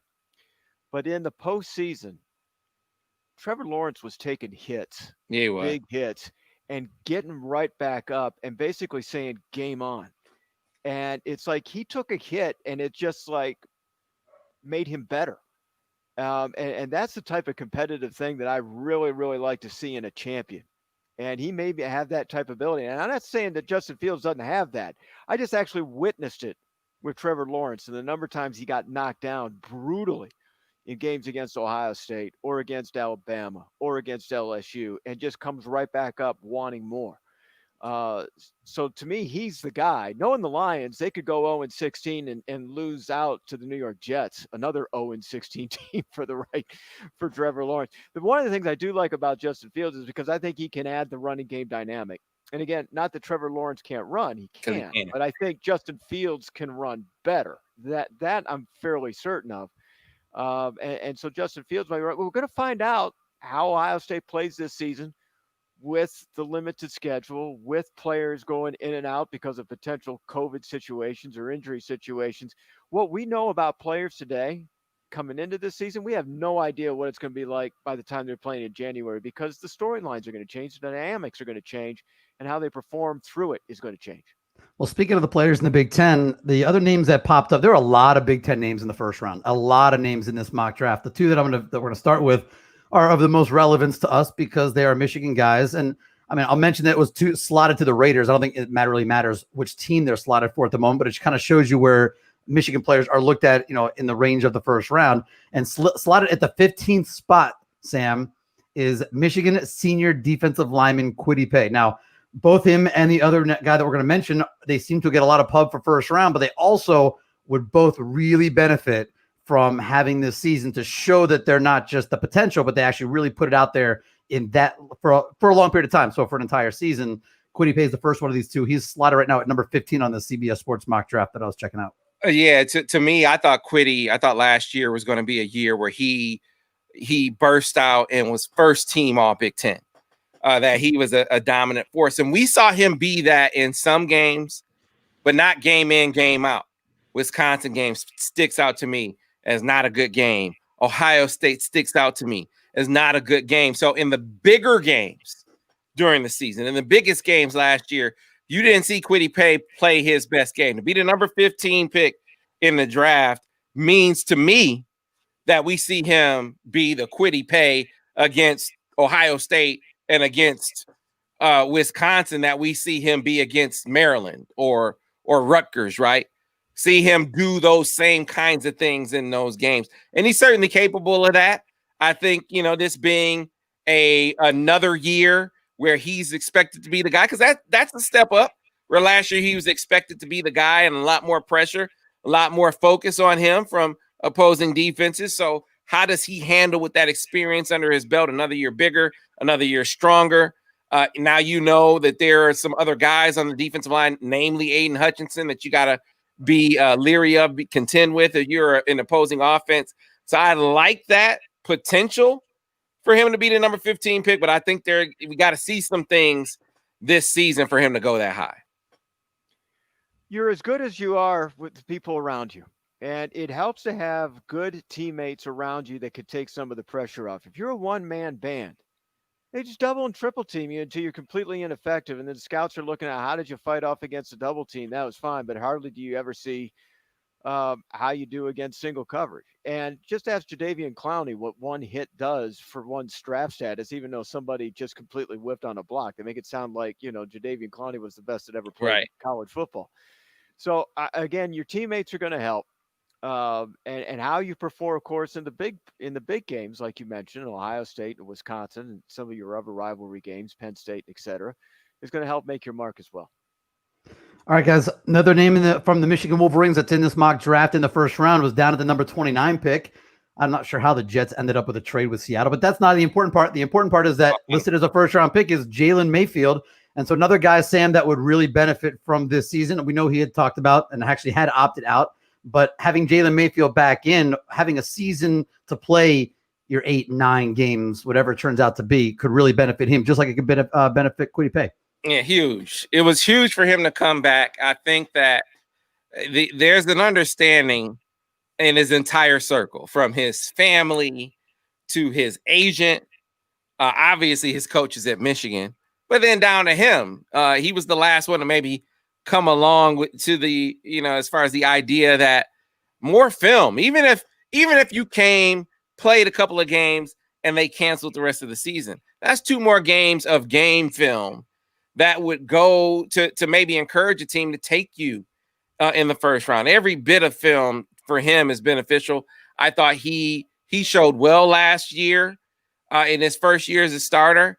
I think of him Chase Young, look at what Chase Young is doing in the NFL right now. Chase Young's skill. I think he has a couple of sacks, a sack in each of his first couple of games. He was a dynamic sack artist for the Buckeyes last year. And for all of the fantastic and stellar play that we saw from different Buckeyes last year, Chase Young is the one that you call out and say, oh, he was just an unstoppable force in that game. Jalen Mayfield had something to do with that. So he has some good film, but you throw some more sample space on there, Steve, and I think it's absolutely huge. And, if you can get a guy like Jalen Mayfield I came away from the Jamal Adams trade thinking, Seattle, you gave up too much. And, the Jets are going to be able to really build their team off this. Now, if the Seahawks go to the Super Bowl, man, it's worth it. Meanwhile, if you're the Jets and you can get a guy, like I said, Jalen Mayfield, the bottom of the first round, I think that's a really good pickup for a team that has to figure out one way or the other, Ira, how are you going to protect Sam Darnold? He's the guy that had taken his share of hits early in his NFL career, Steve. Jalen Mayfield has a pro body, without a doubt. And, is he finely chiseled and sculpted? No. But, you just have to stand next to him just once to realize that this guy is an NFL body type. He's extremely young still. But as you said, Sam, not enough film, not enough starts that makes an NFL team thinking first, second round to say, wow, there's only so many games I got here. It eventually, when it comes to bottom line, it starts becoming a reach. And only few teams reach out in the first round with the talent. Some do with varying degrees of success. You don't want to become a part of a topic of conversation where it becomes you're a reach. More film he's on field, more time he's on the field, I think he's going to play better than he did last year. And that's going to help him out individually. Not to say it's not going to do Michigan any harm by having him come back as well. All right, guys, I want to read through these other names. And Steve, just think about this list. And most of these guys, we probably would not have seen another game in a Big Ten uniform if they did not bring the season back. And some of these guys, I guess we still might not. But think about, we've already talked about 3 first-round draft picks on this mock draft that were in the Big Ten, 1 from Ohio State and 2 from Michigan. But throw in Micah Parsons at 2, Rondale Moore at 6, Wyatt Davis at 10, Rashawn Slater at 13, Pat Freiermuth at 22, Rashad Bateman at 23, Jason Awe at 25. This is a loaded year talent-wise in the Big Ten Conference. So let's start with. Absolutely. Go ahead, Steve. Let's start with Micah Parsons, the linebacker out of Penn State. He was a 5-star guy, Sam. You know all about it. Not only just a 5-star guy, but if there was a 6-star, on 24/7 Sports, Micah Parsons might be up for that. And he started right away at linebacker at Penn State as a true freshman. He is just going to be a beast when he gets through. Reminds everybody of LeVar Arrington and his impact on Penn State football. Does he go that high? That would surprise me a little bit if he went that high in the NFL draft at number 2. But he is definitely a person that you would have, at least to this point, a conversation about. And then you go to Rondale Moore at Purdue, and he is Mr. Electric and Mr. Everything for the Boilermakers. With him back in the lineup, Purdue's probably winning a couple more games than they were expected to going to in this season. Dynamic wide receiver talent, toughness, speed, has all the entire package. I think Wyatt Davis is out of Ohio State, right? The offensive lineman out of Ohio State. Yep. That's just one of another long list of guys that the Buckeyes have. I don't need to comment on him anymore. Don't want to. Slater's a Northwestern guy, and so he may be one of the highest prospects to come out of Northwestern in quite some time, up in the upper half of the first round. Pat Freiermuth's continuing a long tradition of tight ends coming out of Penn State. Didn't Gesicki have like 1,000 fantasy points last week? Yeah, he was big time last week against the Bills. He's playing for the Dolphins right now, but Freiermuth's done a great job in the Big Ten for the Nittany Lions as well. Again, here you are, though, talking about a tight end being taken in the first round. And of course, at that end, I remember 20 years ago, there was a big deal about Todd Heap being drafted by your Ravens, I think, Ira, and how Mel Kiper was all over that deal about, either way. That was a replacement for Shannon Sharp, wasn't he? And he was a great replacement. But it took Todd Heap some time to actually, cut his chops in the NFL. So the same type of conversation is going to happen with Freiermuth at 22. Bateman at 23. I mean, gosh, the Michigan-Minnesota chances just shifted quite a bit with Rashad Bateman coming back as a receiver from Minnesota, and he's probably going to be able to light up the league. Yeah, I look at Micah Parsons, and I know he gets the LeVar Arrington tag because he's from Penn State, but I look at him in the pros as Khalil Mack. I think that's what Micah Parsons, if he lives up to his potential, a guy who spends a lot of time with his hand in the dirt. That's how he started out at Penn State, and then moved to playing standing up, using him in the ways that we've seen Khalil Mack be used in the NFL. Is what I think the future holds for Micah Parsons. And you have to see how a guy's going to adjust and adapt, but physically, that's who he reminds me of as far as who is playing right now. You look around and you see some of these other potential picks. I mean, that have decided to opt back in. I mean, Wyatt Davis opting back in is absolutely huge. A pile driving guy in the run game. But his grade and pass pro is exceptional as well. A guy Michigan recruited out of California. He was a big timer, a 5-star coming out, much like you said with Micah Parsons, Steve. But then you think about some of these other guys. Now, Slater, if I'm not mistaken, he's opted out, right? Hasn't Slater opted out? I believe he has opted out, and we won't see him again. Right. But these other guys, everyone else is Rondell Moore's coming back. Obviously, Jalen Mayfield's coming back.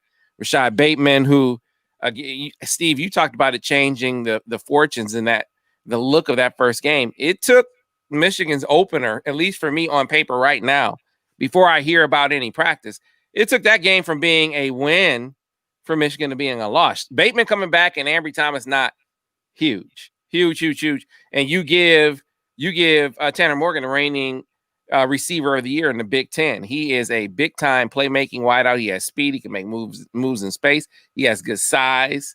I really, really like what Bateman brings to the table. So you're absolutely right, Steve and Ira and Freiermuth, of course. I mean, you look at last year. I want to say it was it taking advantage? I think at the time, in watching that game, I think they had a linebacker, a Viper, trying to cover him quite a bit. And, Freiermuth reminds me a lot of Gesicki in his ability as a pass catcher for Penn State. And that was one of the reasons why, as the Wolverines were recruiting against Penn State for a big time tight end down the stretch, Gesicki and Freiermuth were one of the things that he really looked at in what made him pick Penn State. So loaded year, like we said, good to see most of those players back. Unfortunately, not all of them. I'm saying unfortunately, mostly from a Michigan standpoint, because it doesn't look like Ambry Thomas or Nico Collins are going to be a part of that mix. Ira, when you decided that we were going to talk a little bit about the NFL draft coming up for 2021, I decided to look up a couple of mock drafts, and looking at the 8th position, I was surprised to see a quarterback that not too many people talking about, because he isn't really playing Division I football, or like South Dakota State. Is that North Dakota State? North Dakota State. Yeah, we can't even keep our Dakota straight. Nobody knows about this guy. It's not your fault. But Trey Lance from North Dakota State is selected in one mock draft as the number 8 overall, and in another one, and I have to admit, I don't have to give a whole lot of credence to this one, has Lance at number 4 overall. But this particular one that had him at number 8, his teammate, tackle Dylan Radins, is forecasted to be 9th. Wow. So you could, it's based on this mock draft, and believe me, I can't stress enough how early this is that we're talking about it. How this is going to change, in a million different directions between now and next May. But to have 2 North Dakota State guys actually be drafted in the top 10 is saying something. Yeah, I mean, I think NFL teams like that offense. Carson Wentz, at least up until this year, is looking like a good promo for North Dakota State, right?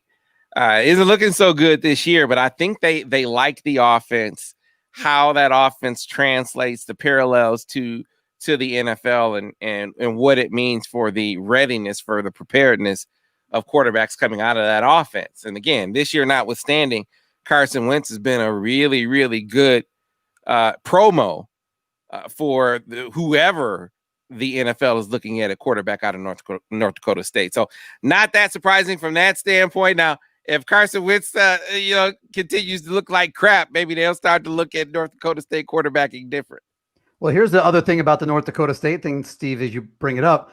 Their schedule for their games this year starts in February. Their league is not playing until the spring. They have games starting against Youngstown State February 21st, and it goes to April 17th, and then they go into the playoffs. There's a lot of talk that those two guys you're talking about won't be playing those games, which is why they scheduled a one-off game against Central Arkansas on October 3rd. They wanted to get a game that's going to be on TV, that they can get a showcase game for their players that don't want to play in the spring. And I'm assuming it's those two guys in particular. But that's really an interesting concept for both of those guys, that they don't have a season. They're probably not going to play in the spring. So all the guys we talked about that are now going to come back, use Jalen Mayfield as an example, right? He comes back and he plays in 8, 9, 10 games if you go to a bowl game, etc. And this guy who's listed as maybe a top 10 player in some places, he might play a game. How does he get evaluated? How does that impact him? And the quarterback, they're trying to get him one game. Granted, it's against Central Arkansas, and they don't have Scottie Pippen suiting up. But, I don't even know what that game's going to really mean. But more than likely, those two guys won't even play their spring schedule. So they're going to play one game in the fall. I'm curious how that ends up going into all these evaluations too. And they're not the only ones. They're just obviously the biggest names that are coming up in this conversation. But there's a lot of interesting questions about guys that have opted out that aren't going to have tape from this year, but even more so the guys from smaller schools that want to be drafted in the spring, but don't necessarily want to play their seasons in the spring. At least like the MAC now is back. So we have that one coming back locally. But see, that's another thing that's going to impact maybe those two guys' positioning. I think you're going to find experts all across the board feeling differently about players. I mean, usually you could come to some sort of consensus, but the way this is playing out, and there's some of that to a little bit of extent last year, but more so this year than last year. I just think it's going to be across the board where people are rating a particular player, and it could be multiple rounds.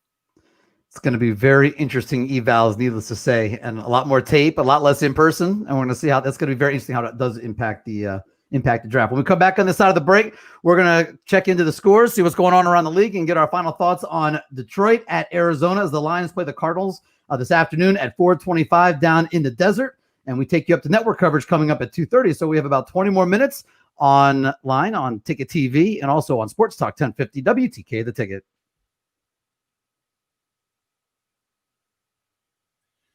Clear. Looks like the Bills are about to go up 21-3 on the Rams. As long as there's more Josh Allen, I'm okay with that.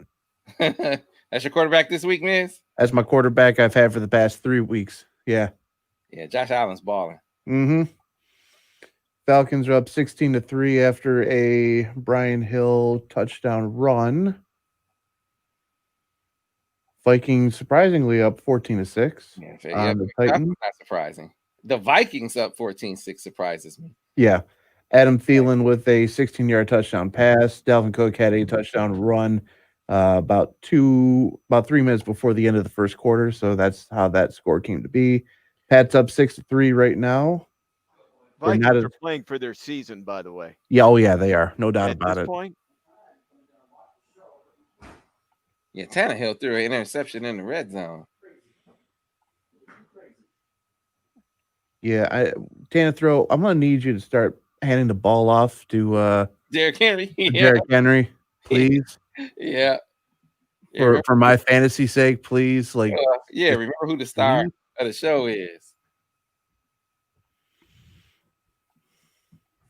Oh, he didn't get it. It was a 4th and 1, and he didn't get it. You all have red zone, and I don't. Oh, I don't. Yeah, I got red zone. I have red zone. I've got ESPN.com up. That's what I've got. Yeah, red zone is like the truth. Yeah, the red zone's the best. So, and actually, this is a great weekend for red zone in our house because my wife's team plays in prime time, right? So they're not on right now, and then my team plays tomorrow, so they're not on. So these are the best days to put on red zone. When our teams are playing and they're on local, we watch that. Yeah, otherwise, we're always right. That's me too. And if the Lions are on, and obviously more now even than last year, because last year I would flip back and forth from even when the Lions were on, flip from the Lions to red zone. Now with us doing this, especially, I keep it on the Lions and turn to the red zone when they aren't playing. But It's nice to see Nick Chubb got to the end zone, by the way. I forgot what it was like to watch a game regular, an NFL game regular anyway.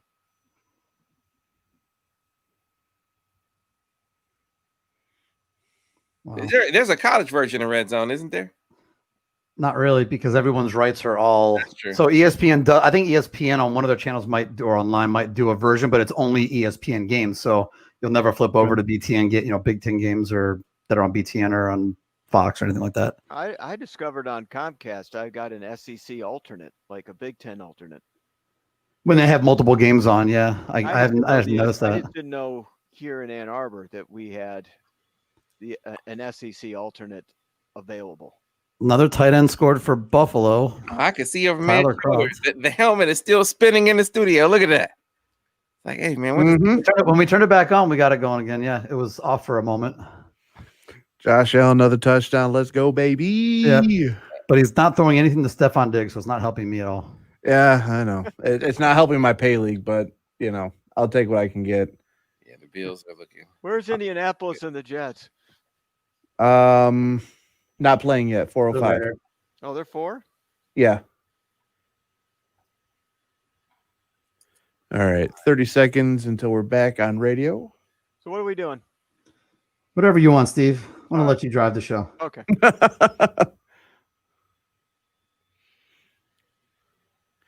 We brought her back.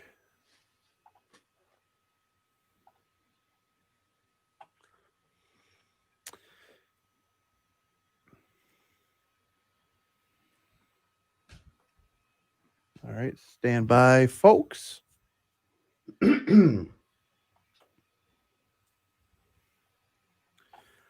All right, here we go. Coming back to radio in 5, 4, 3, 2. Welcome back to the Sunday Countdown to Kickoff on Sports Talk 1050 WTK The Ticket and on Ticket TV. Great job as always by our guy, The Miz, back inside the MDen studios. Thanks to Madison for help putting all this together as well. We've got Sam Webb, we've got Steve Clark, we've got myself. You can listen to us on Sports Talk 1050 WTK The Ticket, and you can watch us on Ticket TV. So that's either on Periscope, so via Twitter. You can watch on Facebook, you can watch on YouTube, and you can also go to WTKA.com/countdown. And while you're there, you can sign up to win a free full auto detailing from our friends at Brighton Ford. That's WTKA.com/countdown. And before we get to picks, guys, let's run through some of these scores and the action going on around the league. And some of these might have some surprises for you. Some might not. We've got the Atlanta Falcons up 16-3 on Chicago, 2:48 to go in the second quarter. But I mean, guys, how do we have that game picked, Ira? Go to your list. How do we have that game picked? You guys all have Atlanta, so you're all in good shape right now. But if this is any bearing on last week, then they're just getting started in that game. Right. Although they don't, the Bears don't have the Cowboys offense. Buffalo is now up 21-3 with 38 seconds to go in the second quarter, so almost halftime in Buffalo. How do we have that? 21-3. Our list, reference our list so we can see how we're doing. Sam and Madison both have Buffalo. Steve Clark has the LA Rams. Okay. In the Browns versus the football team game, Cleveland is up on Washington 10-7. Sam, you took Cleveland. Madison and Steve both took Washington in that one. And that's at the 2-minute warning of the first half. With 3:22 to go in the first half, Minnesota is up 14-9 on Tennessee. Madison took Minnesota. The other two, both of you guys took Tennessee in that one. A very low-scoring affair in New England. It's 6-3 New England with 2.5 to go in the second quarter. And for that one, Sam Webb, you took Vegas. Madison and Steve took New England. So again, a very close game still early on in that one. At the 2-minute warning at the Meadowlands, a barn burner, San Francisco and New York. The Giants and the Niners are tied at 6-6. And Sam, you have the Giants getting 4 with Madison and Steve giving 4 on the road. And then we also, a couple of games that are still in progress. Another game with a super high scoring. Philadelphia is up 6-3 on Cincinnati with 2:50 to go in the first half in that game. All three of you took Cincinnati. Where's that one? Cincinnati getting 5 points in Philadelphia. So looking okay so far in that one. And Pittsburgh is down 14-10. A minute and a half to go in the first half. They do have the ball, however, but it's Houston is up 14-10 on Pittsburgh in a game where you all took Pittsburgh. So that's where we are right now. And of course, we're counting down to the Lions and the Cardinals. That game kicks at 4:25. Our coverage goes for about 10 more minutes before we send you off until wait a minute. See now, Ira, you running the show, man. How come you are policing the backgrounds here, man? Now, Steve's background is perfect.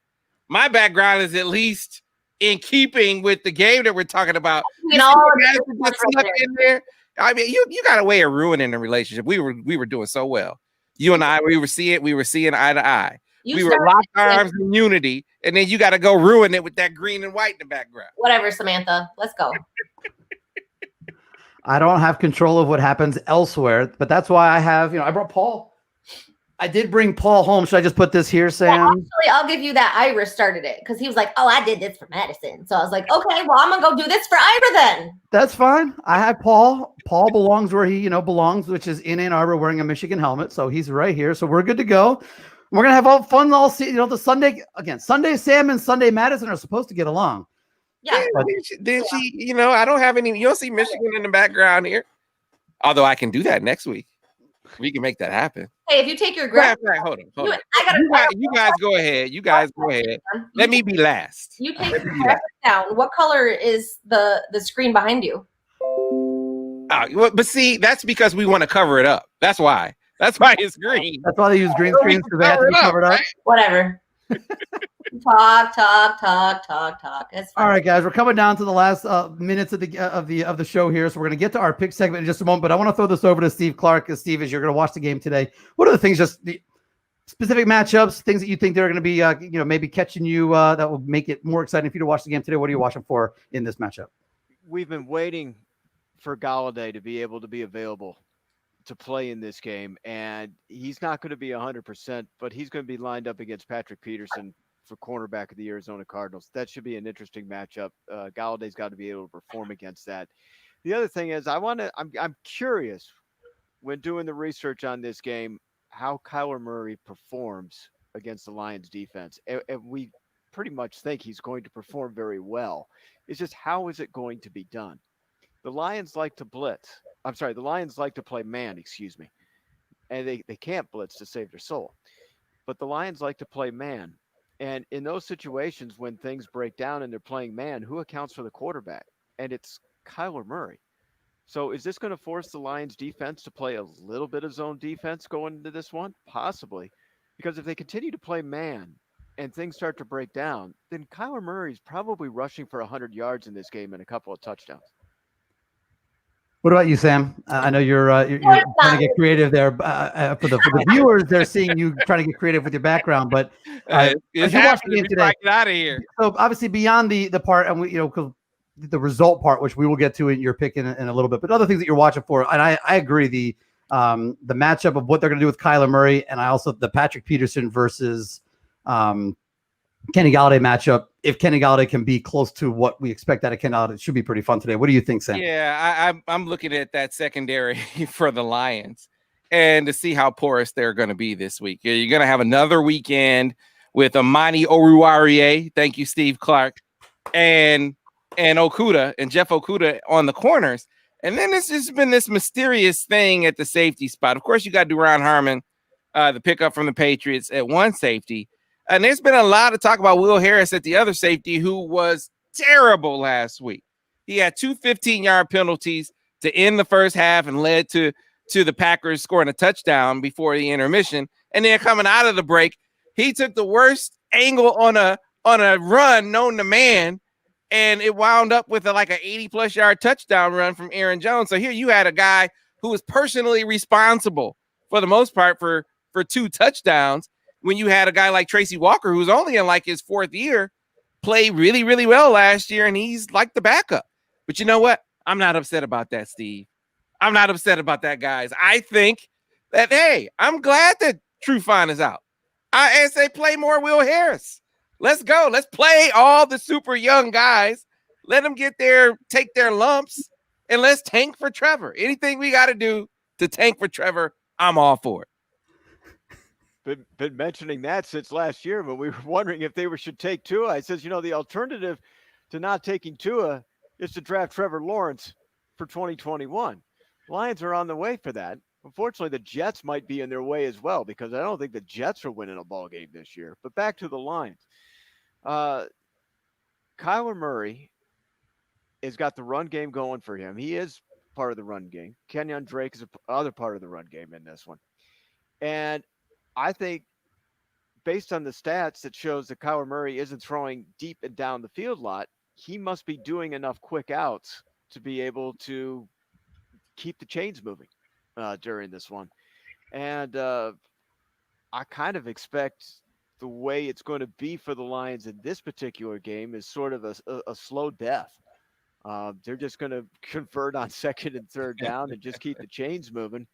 And the Lions are going to barely be able to keep up. The funny thing about Arizona, guys, is they play an up-tempo offense. I mean, this is not just Cliff Kingsbury throwing the ball deep and racking up stats for his quarterback. This is a team that wants to get the next playoff very quickly. The Arizona Cardinals, I think, are number 2 in the NFL in the number of offensive snaps that they take per game. Nice job, Sam. There you go. There you go. That's what we needed, right? That's what we needed. This is why people need to watch. Because if you listen on air, you can't see the shenanigans that Sam is trying to pull right now. You need to watch it. I'm just saying, it's only fitting, right? Since we're throwing some colors, some Saturday colors in there. I might as well throw some good Sam, Saturday you're not. colors, You're right? fine. Ira's the one who started throwing it first. I did. It's my fault. It's my fault. I brought Paul Bunyan home. Look at It's that. my fault. I brought Paul Bunyan home. But Sam, for those that are listening to the radio, not watching online, they can't see that Sam changed his background to being at the big house. So I like your background, Right, Sam. We did have a complaint early on in the show from Michelle, so there was too much red in your background. So we may have to avoid that red background in the future. Guys, all right, last couple of minutes. We'll go with the pick here. We're going to start with you, Sam Webb. Detroit at Arizona. Arizona is giving 5.5.